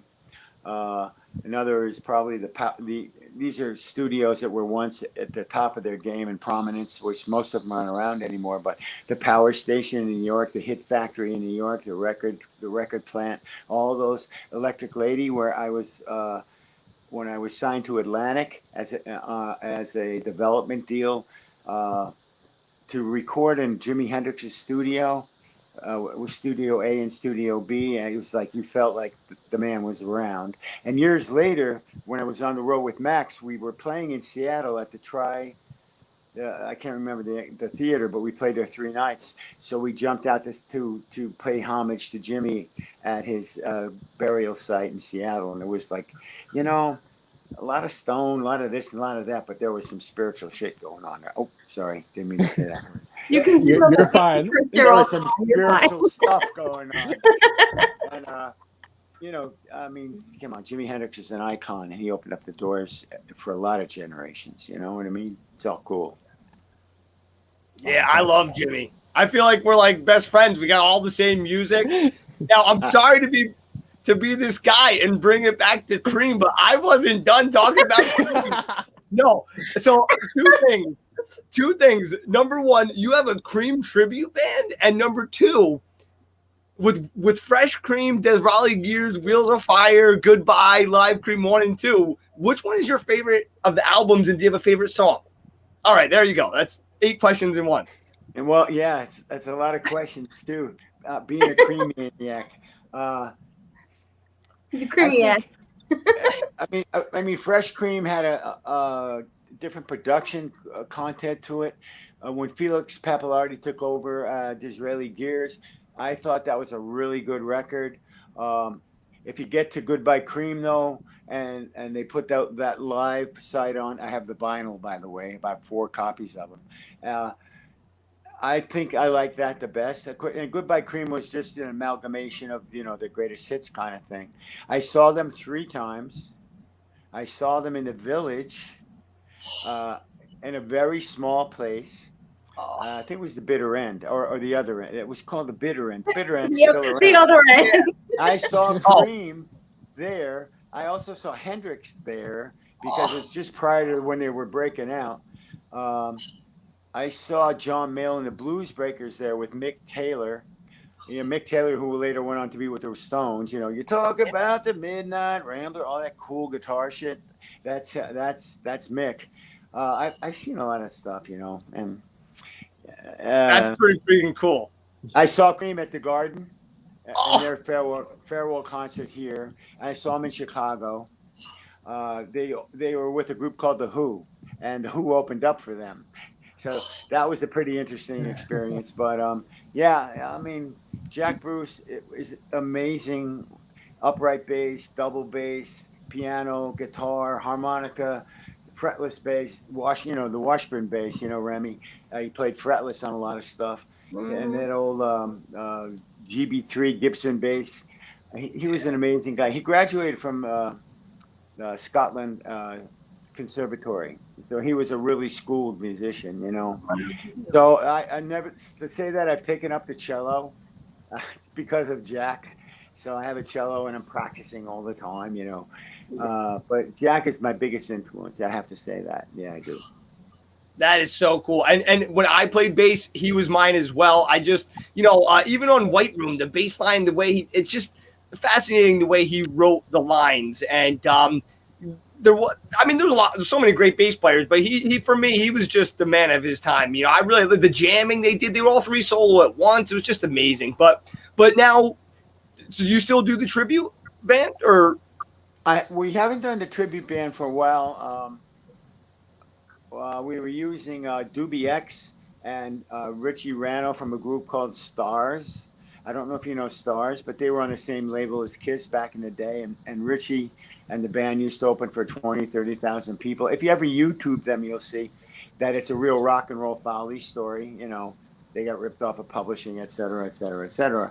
But Richie and Doobie, and sometimes we use a drummer called Terry Silverlight, who, forget about it. If you ever Google him, doesn't matter. He's one of the most amazing drummers on the planet.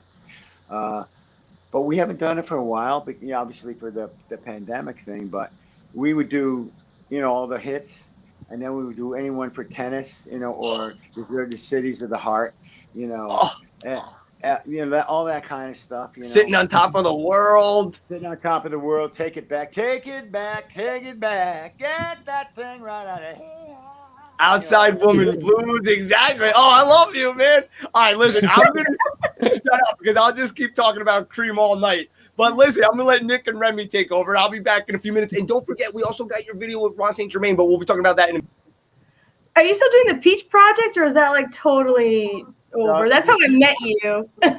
No, the Peach has been over for a long, long time because that's where I first met you. So that's gone. And Remy, the bass player that they have, his name is Scott Hogan. He's Yes. young. If you get a chance, you got to check him out. He's amazing. I know. Amazing. Jimmy knows him apparently. Oh, okay. Yeah, and so Jimmy knows how good Scott is. He's an amazing bass player. Just to give it a highlight your thing, and I'm jumping back out. I went to an open mic. He was one of the hosts there.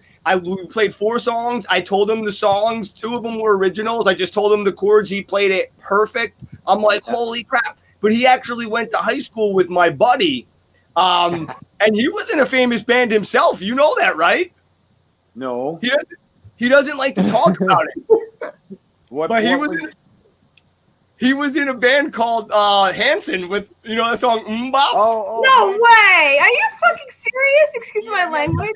Yeah, but you know what? In a person's career, Hanson was a wonderful stepping stone for him because then he went to Bernie Morrell, and because Scott's got this whole. He can play a lot of stuff, man. I'm a big fan of his, a really big fan of his. And on top of it, just like you, he's a super nice, humble guy. All right, I'm out of here again. I'm sorry. I love Scott. That's what a small world. It's definitely a small music world in New Jersey. That's for sure. Yeah, for sure. You guys had mentioned that you had met as Gregg being your teacher. Gregg, did you find that as teaching people bass, that there was a certain technique or something that most people starting out on bass had trouble learning? In Remy's case, she had no problem doing anything, but I've come across other people that you have to teach them the fundamentals. I'm not so much about technique as about feel, as like Chuck Rainey or people like that who just lay it down and they just keep laying it down. Like Bootsy Collins, stuff like that. Yeah. But you get a feeling for. I have only 5 students right now because I'm always so busy, but 3 of them are at Remy's caliber when she was starting out, but you just keep trying. You try to impart something. And if those kids go on, they go on like Remy did. She's going on and on and on. If they came away with something positive, then I'm happy. I'm happy about it. I have to say though, reading music was never my. I knew that. So yeah, but some of the look at Paul McCartney. He doesn't read music. Everything he plays is from the heart. And he's a fortunate individual. I mean, he's unique, but every person that I've ever taught, if they have some uniqueness, it's more important than the ink on the paper. It's how you play, how your soul comes out. That's the way I feel about it. You can go to a teacher. Listen, you can put the best players, quartet, the best players on the planet in one room, and they're either going to kill you or they're not going to kill you. Because sometimes, meaning that just because they're also so good at it, you don't get a good vibe from them. You just say they're individual musicians instead of getting like really good players that can come together and create chemistry. And then you feel that more than, all right, that guy's playing really great. That guy's playing really great, but I don't feel anything from it. So you have to feel something from what you're doing. Absolutely. That's my story. You had mentioned a line that said the soul comes out, which actually made me think of another question. Can you tell us about the song What My Daddy Always Said and what you were thinking about when you were writing it and just how that whole song came about? What was the song? Is it What My Daddy Always Said? when did I write that one? Is that not? Oh, I'm sorry. I Maybe looked it's up. the wrong title. Oh wait, I'll have to. I'm sorry, man. No, that's my fault. I'll have to look that one back up. But while I do verify that, you mentioned that you do play a lot of different instruments. Do you have one that is one of your favorite other than going to a bass? Keyboards. I studied years ago with a professor at Rockland County Community College whose name was John Lampkin. I'm a huge Bill Evans fan. He's a piano player. He's one of the only dudes to play with Miles Davis as a Caucasian guy, if I could say. But I love his playing and his emotion. Yeah, Bill Evans. Every Sunday I put Bill Evans on just so I can decompress and get rid of the stress. He's touch, feel. Yeah, I don't know. I can't explain it. I own everything he's ever put out. I saw him in 1978 at the Village Vanguard. I have Blue, which is a Miles Davis record, which he played on. People go, what? Who's Bill Evans? Well, I know who Bill Evans is, and that's all that counts at this point. He's a major influence in my musical spectrum of things I listen to. Everything from the Beatles, to Miles Davis to Andrea Bocelli. I'll listen to all of it. It's just important for me. Hell yeah. I love it. All right. Well, Nick, can we get that video rolling? Yeah, absolutely. All right. And now in this video, you're with Ron St. Germain, who is like a legendary producer and engineer. How did you guys meet? We met. I had a group called Daryl Canada. I was Daryl Canada. And the group. Wait, that's the name you used? Well, previous to that, I was on Dick James Music record label, which was Dick James was the gentleman who owns Northern Songs, which was the Beatles producer. We did 2 albums with the Rockspurs, which is 2 really great records at the Power Station and at the Hit Factory. And from that, I met a couple other guys, and we formed a group called Daryl Canada, and then we played at Trax in New York, which in my day, in the 80s, was a very big showcase, when they had actually A&R people and record producers that would come out and look at, groups to sign them, and then, blah, blah, blah. And Ronnie was there, and I was with a producer by the name of Jerry Solomon, who at the time had this disco record out called It's Raining Men, Hallelujah, It's raining men. Jerry was, my heart is not going to be able to produce me like I wanted to be produced. So I was able to get out of that contract, and I signed with Ronnie. And that track that you have, I think that you're going to show, A Dream Is Just a Wish, was a part of 14 songs that we did at Soundworks NYC digitally in real time. No overdubs, no mixing. Mixed on the fly by Ron St. Germain, who's like a 32-time Grammy Award winner, and et cetera, et cetera. 32. Oh, I said 14, so I fucked up. Well, nominations, not even 14. I think it's 14 or 18 that he actually has. I'd like 1 Grammy, so I'm fine. I would take a half a Grammy. Yeah, exactly. A quarter, bro. A quarter. Hey, speaking of which, I think Scott Hogan played at the Grammys, to tell you the truth. I was at the Grammys as a background singer when Mark Cohn had Walking in Memphis. I think it was No 88. way. I was. Wow. But, they wouldn't let me wave because there were 100 of us, You're like, hi, Mom. So what was that experience like? I'm sorry? What was that experience like, being on the Grammys?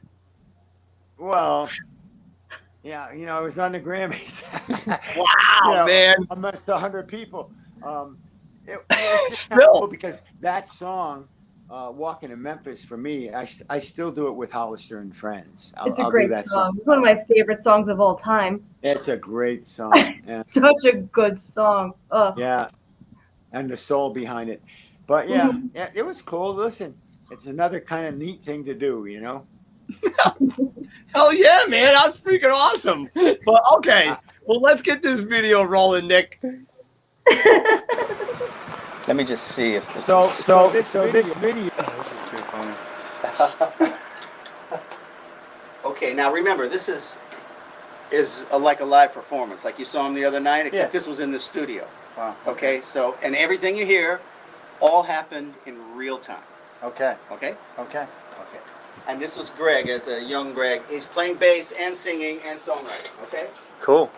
And me, I was just learning. But of course, it was the 80s, so there's gonna, you know, it's gonna be sounding a little.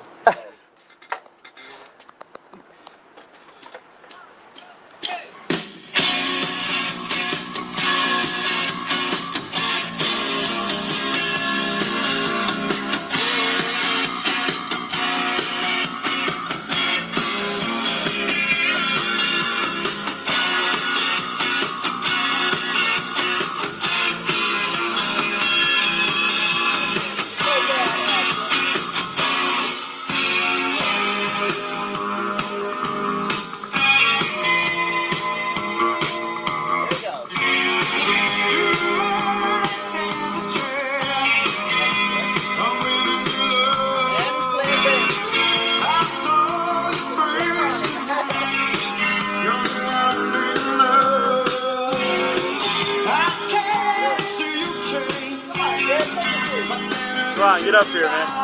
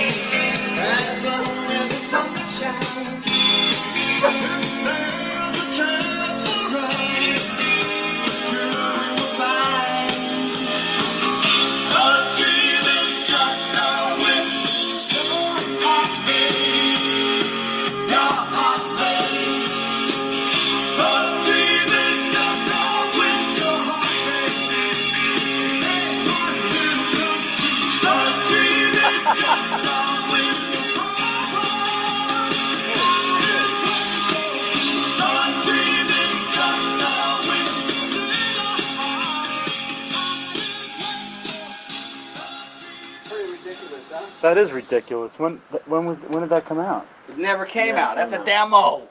What? That's just a demo. Exactly. That should have come out. Guys, if you're just watching now, this is the Stereo Joe Show. We got a really special guest on right now. His name is Gregg D. Hollister. He's done it all. Let's welcome everyone back to the show. What's up, Gregg? How you doing, man? Oh, dude, Where'd that you was go? a great... I love it. I can't tell who's got better energy in that video, you or Ron. I love it. No, Ron has so much energy. Even today, he has more energy than 3 people. I don't know what it is, man. And he's still working hard, and he's still, the same board, that Neve console. It's old school, but it's also historically old school. I mean, there's over 1 million components in that system that he uses. That goes back to the days of, 48 track and all that kind of stuff, and different consoles. But he still uses it, and he uses what he calls Pro Fools, because he hates Pro Tools. He calls it Pro Fools because everything is digital, and everything is sending wave. Nobody gets in a room much and creates material anymore. It's all done by files and this and that, or thumb drives and all that other kind of stuff. But yeah, old school. Yeah, I'm proud of old school. Not bad. That was so cool. I was going to say, do you think that console is big enough? I mean, it's only got like 1 million faders on it. And I mean, doesn't he have like one of the largest, whatever you would call that thing? I thought that song was great. I made a comment before that it seemed like we were in the best part of an 80s movie. Yes. I was totally feeling like we were brought back. Yeah. That board. Go ahead. I'm sorry. Go ahead. Yeah, you go. Sorry. That board is totally automated. But it's a lot of stuff to look over. I mean, I was there when the drummer from Living Color was there, and you talk about tracks. He had like 125 drum tracks that Ronnie had to do composites on, which means you have to listen to every one of these things. And without the animation, it would be pretty hard to do. But how can you even get that many tracks for the drums? You got the 2 overheads. You got one on each drum. Maybe you got a random room mic. You gotta go to Ron's studio to see it, man. It's not imaginable until you see it. And thanks to Gregg, I have seen it. You've seen it, right, Remy?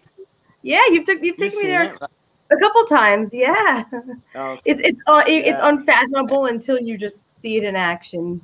I got to get you back there because you've come so far. And Ronnie's always looking for not new talent as far as like I'm making a star, but if sometimes he may need somebody like you to play a little bass on some stuff. All right. Yeah, I'm always down. I still have that Fender Jag. Remember the Fender Jaguar? That red Fender Jag? Yeah. Yeah. I love that bass. Yeah. Now, speaking of bass guitars, do you have like a certain type of bass that you just particularly love? Like, or do you have like a monster creation that you've made?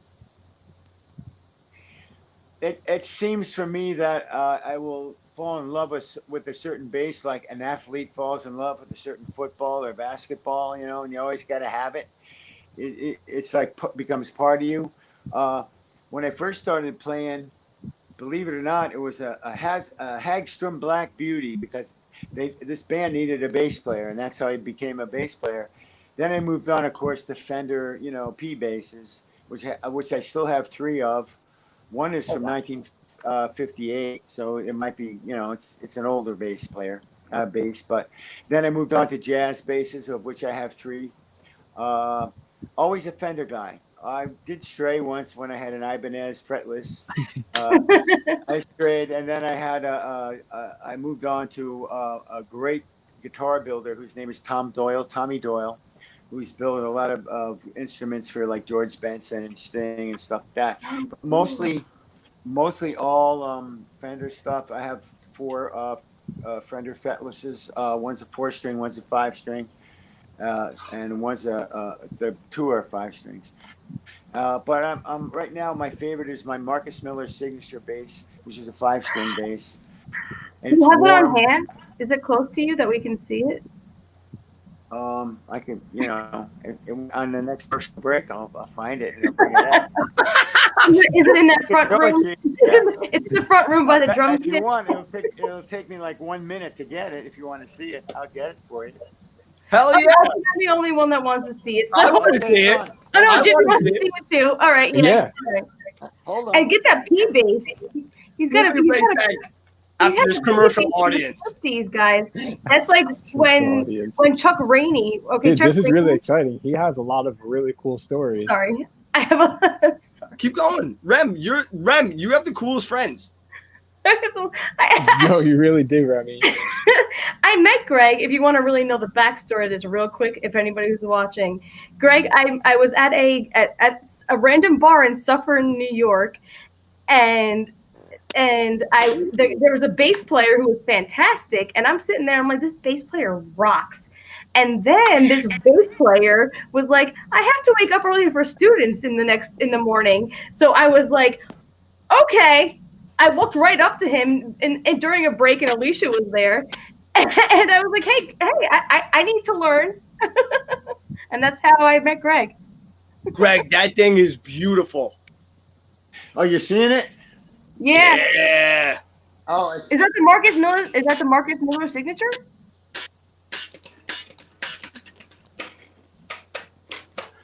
It's not plugged in. I got to meet Marcus Miller, Greg. It was the coolest really thing great, ever. It's the signature right there. I think it's in there somewhere. Oh, Yeah, I see it. Wow. There weren't a lot made. There weren't a lot made, but yeah. It's a great Well, I'll bass. tell you.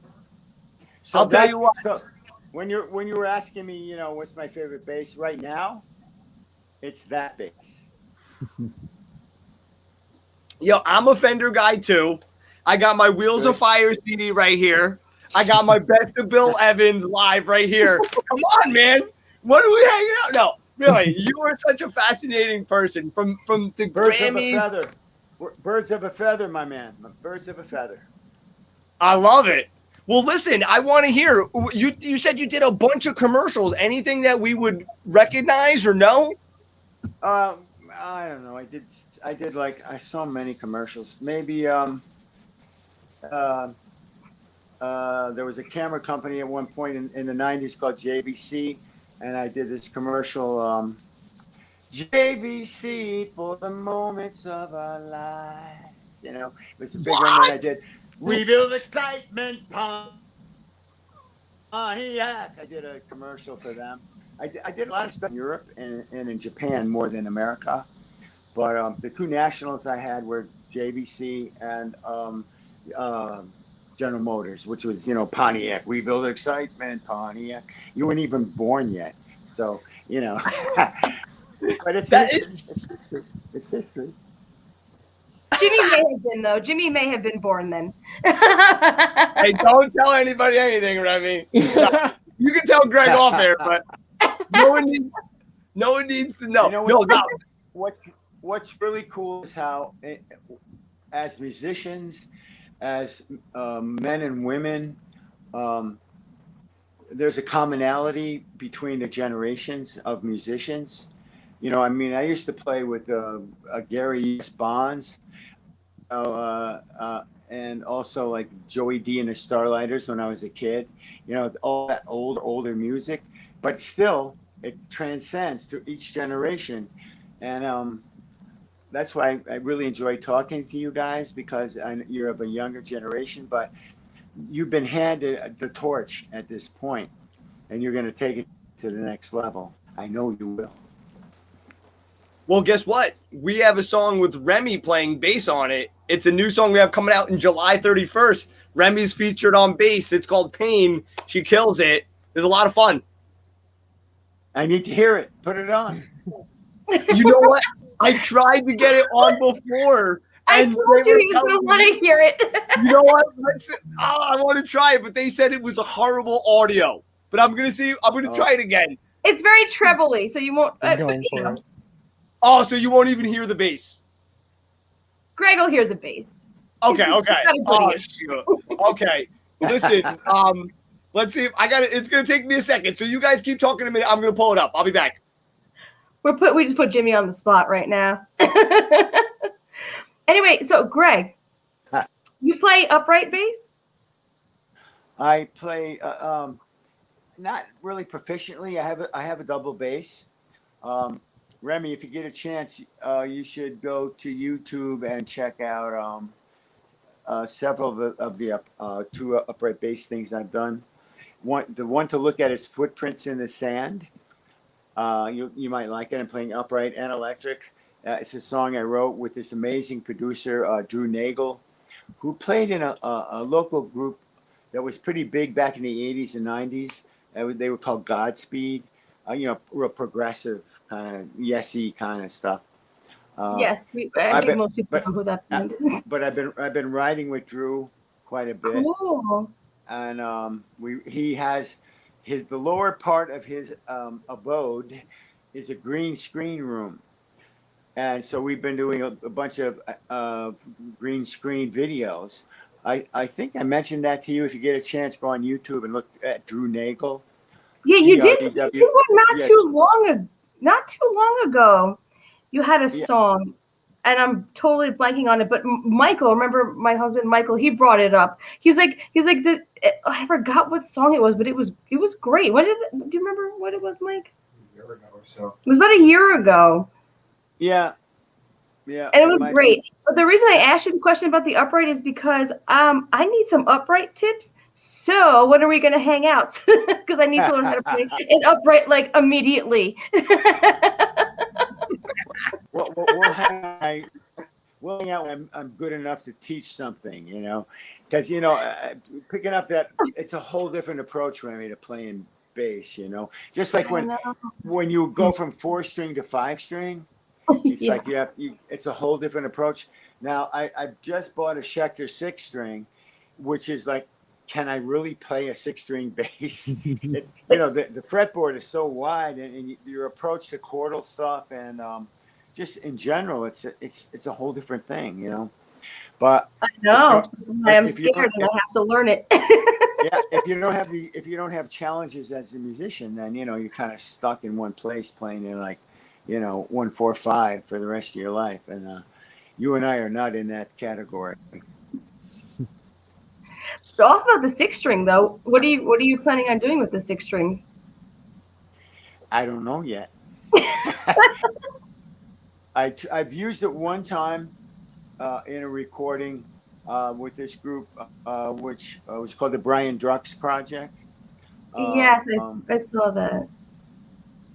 And that was a really great experience because I played with Brian Dunn from Hall & Oates' band on half of the record, and Dave Anthony from the group Styx as a drummer, and Jimmy Leahy and Brian and Benny Harrison from Felix Cavaliers. It was a great lineup. The background singers was Curtis King from Bruce Springsteen's band. I used it on one track, and it was problematic, but I got it together. Normally I can breeze through everything. I had to breeze through stuff 3 or 4 times before I got it right. But 6-string. Only 3 or 4 times. That's it. Only a couple times. I just had to, kind of figure it out a little bit. I had to listen to it, and then I could play with it. It was like, no, just kidding. I wish. I'm like 2 years later. I'm like, I almost got it. But all right, I think we got that song. If we want to try it out, let's see. Nick, tell me right away if it sounded like crud or not. Okay. All right, you're the man. All right, let's try this bad boy out. I have a feeling I'm nervous, but let's see. Hopefully it's better. Ooh, manual. Every time that I see your face, I get a little movement. Every time that I hear your name, I get a little movement. Out loud.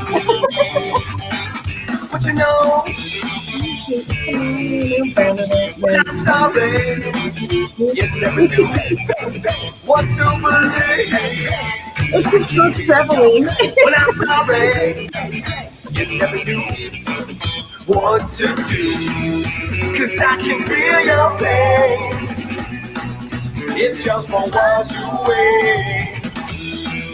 I'm lost but still I pray, you keep bringing me down.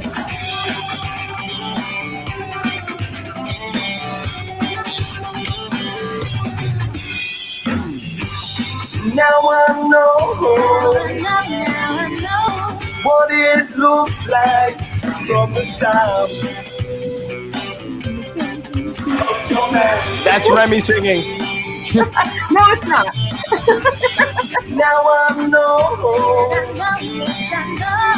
what it takes to get to the top of your mountain. But you know,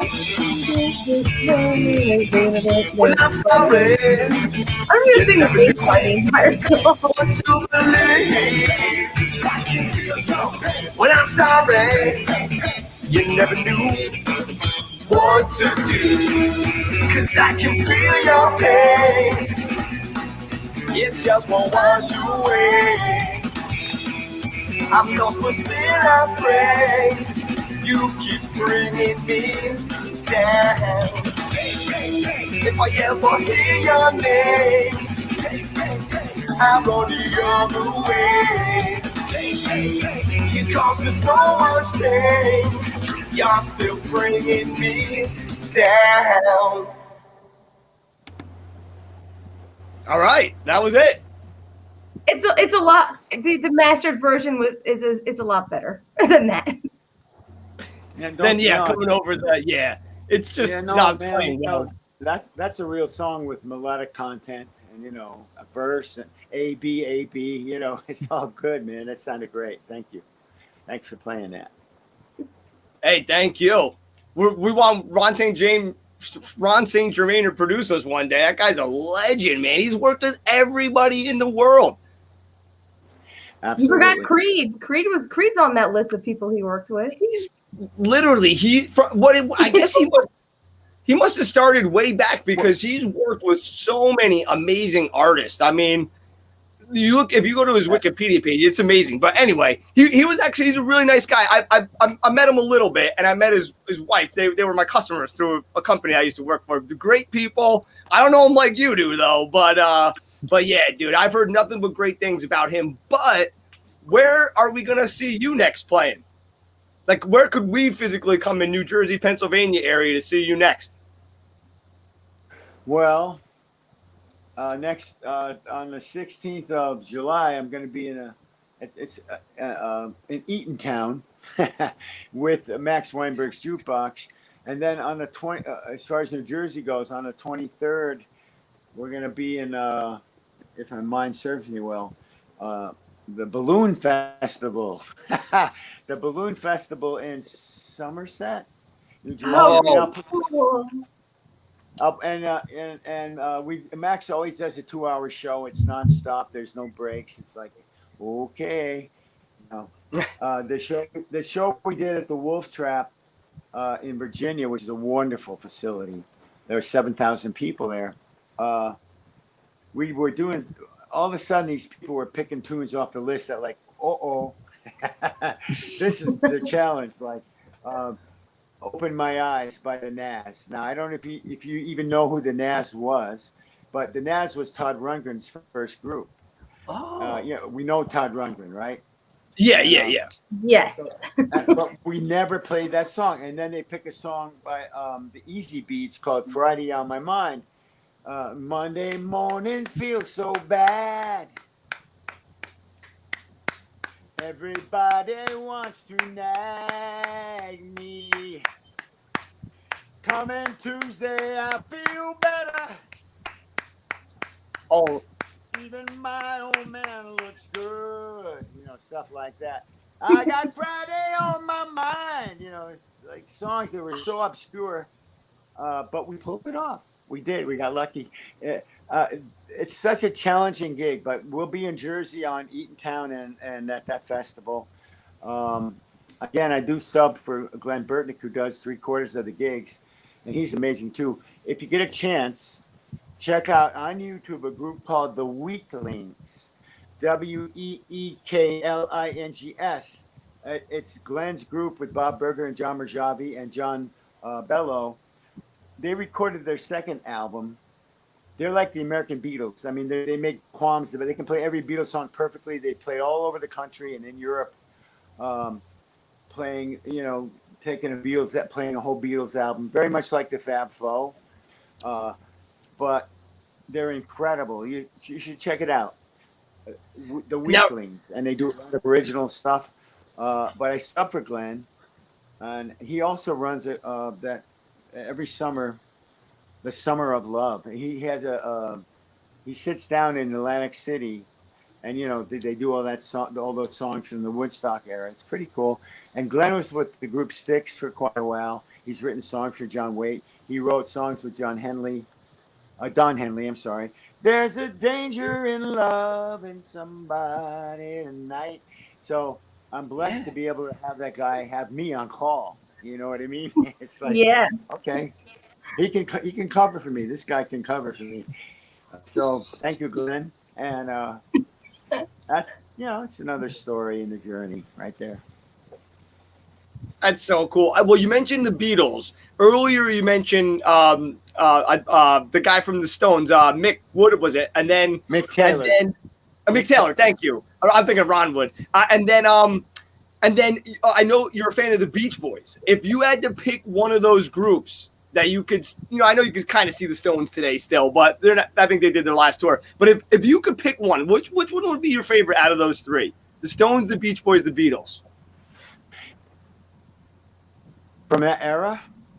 Yeah. From Like that era, right? 63 to 60 to 70. Yeah. Well, I got to tell you, I love the Beatles. The Stones were cool because they were the opposite of the Beatles. The Dave Clark Five were the ice cream guys. But at one point in the early '60s, the Beatles and Dave Clark Five had the same amount of hits on the charts. Of course, the Beatles were the Beatles. They changed the world basically. My favorite group from that era, honestly, is the Who. I knew it. I saw them. I saw them because I spent 2 years in the Catskill Mountains going to college at Sullivan County Community College, where I studied art before I went to visual arts in Manhattan. And I got to see the Who in '68 at one of the hotels up there called the Tamarack Lodge. There might have been 1,000 people in the audience. It's pre-early days. It's Can't Explain. And it was the most, I think I was tripping, but it was the most incredible experience I've ever had or ever seen. Leaning on a stage, ducking Roger Daltrey's microphone and looking at Keith Moon destroy his drums, and Entwistle was just standing there and Townsend going nuts. It just struck me at that point. As time goes on, I believe that Pete Townsend is a genius in his own right, just like McCartney and other people from that era.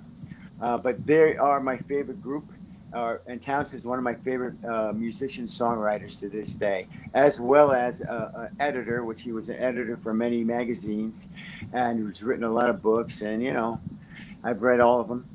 For some reason, he struck a point in my heart.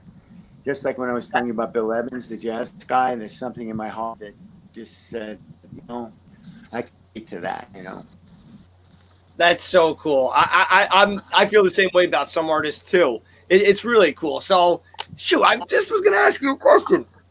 I hate when that happens. When you're like, brain fart. Well, Rem, Eatontown is only an hour and 10 minutes away from me, by the way. All right. So What was the date? I haven't seen you play with Max Weinberg yet, and I would love to. What was that date? 7/16. All right, let's go. All right, perfect. What was I going to ask you? Damn it. I think it was about. Oh, okay. So do you know Rick Beato? Ooh. He's like a big YouTuber, but he did a lot of stuff in the industry with a bunch of different groups. But anyway, he just put out a new video, and he was saying they were talking about some of the most underrated singers, and he mentioned Pete Townsend, and I thought that was pretty interesting. What do you think about that? Do you think he's underrated? Who's I missed part of that. Who's underrated? What singer? He was saying like the video was about a bunch of singers. He knows who Rick Beato is. You know who Rick Beato is. Well, they were saying like they were just having a video with a bunch of they were naming different underrated singers, and Roger Daltrey's like the main guy, singer in the Who. But they were saying that Peter Townsend is a really good singer as well. What do you think about that? Oh, I see what you're saying. Every singer has a signature voice, and you guys know, even in your genre, like maybe Eddie Vedder has a signature voice, right? You know, that's what I mean by signature, or Bob Dylan. You know, Scott Weiland. I think that the Who's, despite their success, is still a bit underrated. If you think of like this Led Zeppelin and Robert Plant's voice, you know. But I've seen Roger. I saw the Who maybe 13 times around the country. Back in the day when they played at the Fillmore West, you know, you guys, none of you guys, you can't tell me you were even born yet. I went to Haight Asbury when I was 19 years old, you know, the pre-love thing and all that stuff, which is absolutely true. And I saw them with the Joshua Light show. I also was at Monterey in '67. If you ever seen that movie Monterey, where it was Hendrix and Janis Joplin and you know, the Monterey Who, Pop obviously, and and the Jefferson Airplane, all that stuff. I went to Woodstock in '69, you know, so I was just, you know, I'm from that generation. You guys, everybody has their generation, you know, everybody pulls something from their generation. Hopefully we can pass it on musically, or just in humanity in a spiritual way, and just, you know, pass it on. It's all about peace and love, man. It's peace and love. True, we could use that right now, don't you think? We definitely could. And I wish I was in your generation. You had a cooler one than this one. That I'm not so much into this whole rap world. And oh man, I'm into the world where like you spend your whole life learning an instrument just so that the new music is just people pushing a button on it, quantizing, auto-tuning everything. I love it. But it doesn't have to be though that way. I introduced Greg to the Arctic Monkeys. He might not remember, but I made Greg listen to the entire Arctic Monkeys Brian Storm album. I remember. For some reason, I remember them, and I remember that they were really cool. It's like in my era, there was a group called XTC that kind of the Arctic Monkeys remind, because they were so off the wall. Yeah, you know, you got to listen to everything. I mean, there's stuff you're not gonna like, but it doesn't mean it's bad. It's just that, well, unless it's really bad, but it's just stuff that you don't relate to. There's just so much music out there. You know, and it's all good. It's just all good. I try to listen to everything. I really do. Even at this point in my life. I've been doing this for a long time, right, Remy? You know. Quite a long time. It was such an honor. We're going to let you run and go to bed. Nick's got to work on his hair to make it look good. So, listen, we really appreciate you coming on the show. It's such an honor to talk to you. I'm hoping we see you on the 16th. If not, we're going to come see you one of these days. We're going to be, trust me, Remy and I are going to be the loudest people in the audience. I promise you. We were at Victor's show. I hope so. You know it. I'll be in the back screaming, "Yeah, Greg!" Thank you for having me. I appreciate it. Really, I do. I really appreciate it. Thank you. Thank you. Our pleasure, our honor. Thank you so much. From one musician to another, you're awesome. Thank you for everything, and can't wait to meet you in person one day. I hope it happens. Right. Thank you, Nick. It was a pleasure meeting you, Greg. I'm sure there's still so much more that we need to learn, and I can't wait till we dive deeper. Why are you Nick the Viking? That's a good question. That's the first time I've ever been interviewed that question before. I ask this because I have Viking blood in me. You know, a quarter of me is of Viking heritage. But when I saw Nick the Viking, I'm thinking, like, are you worshiping Woden? What are you doing? I need to get on your level. It's part of the whole advertising that we're doing with the company that we're associated with. It's for my whole beard products. I get it. And remember, the Vikings didn't really wear horns. They never had horns like that. That's like made up. So thank you, guys. That's some Hollywood. I appreciate it. Thank you. Thank you. Honestly, thank you, Jimmy. And thank Thank you, you, Nick Greg. the Viking. We're not worthy. We're not worthy. It was so nice to meet you, Greg. Thanks so much and have a great night. No, I'm not worthy. Good night to you, but all of you. Thank you. I appreciate it. Love to you guys. Bye. Love you, Thank man. you. Thank you, Greg. Guys, what an awesome night. I love you too. That was Greg. Wow. He's a super awesome guy. Remy has the best friends. I'm lucky I'm one of them. But anyway, guys, thanks so much for tuning in tonight. For Jimmy James, for Remy, for Nick the Viking, we're signing off. See you in 2 weeks on the 26th. Don't forget, bring lots of money. We're going to need it.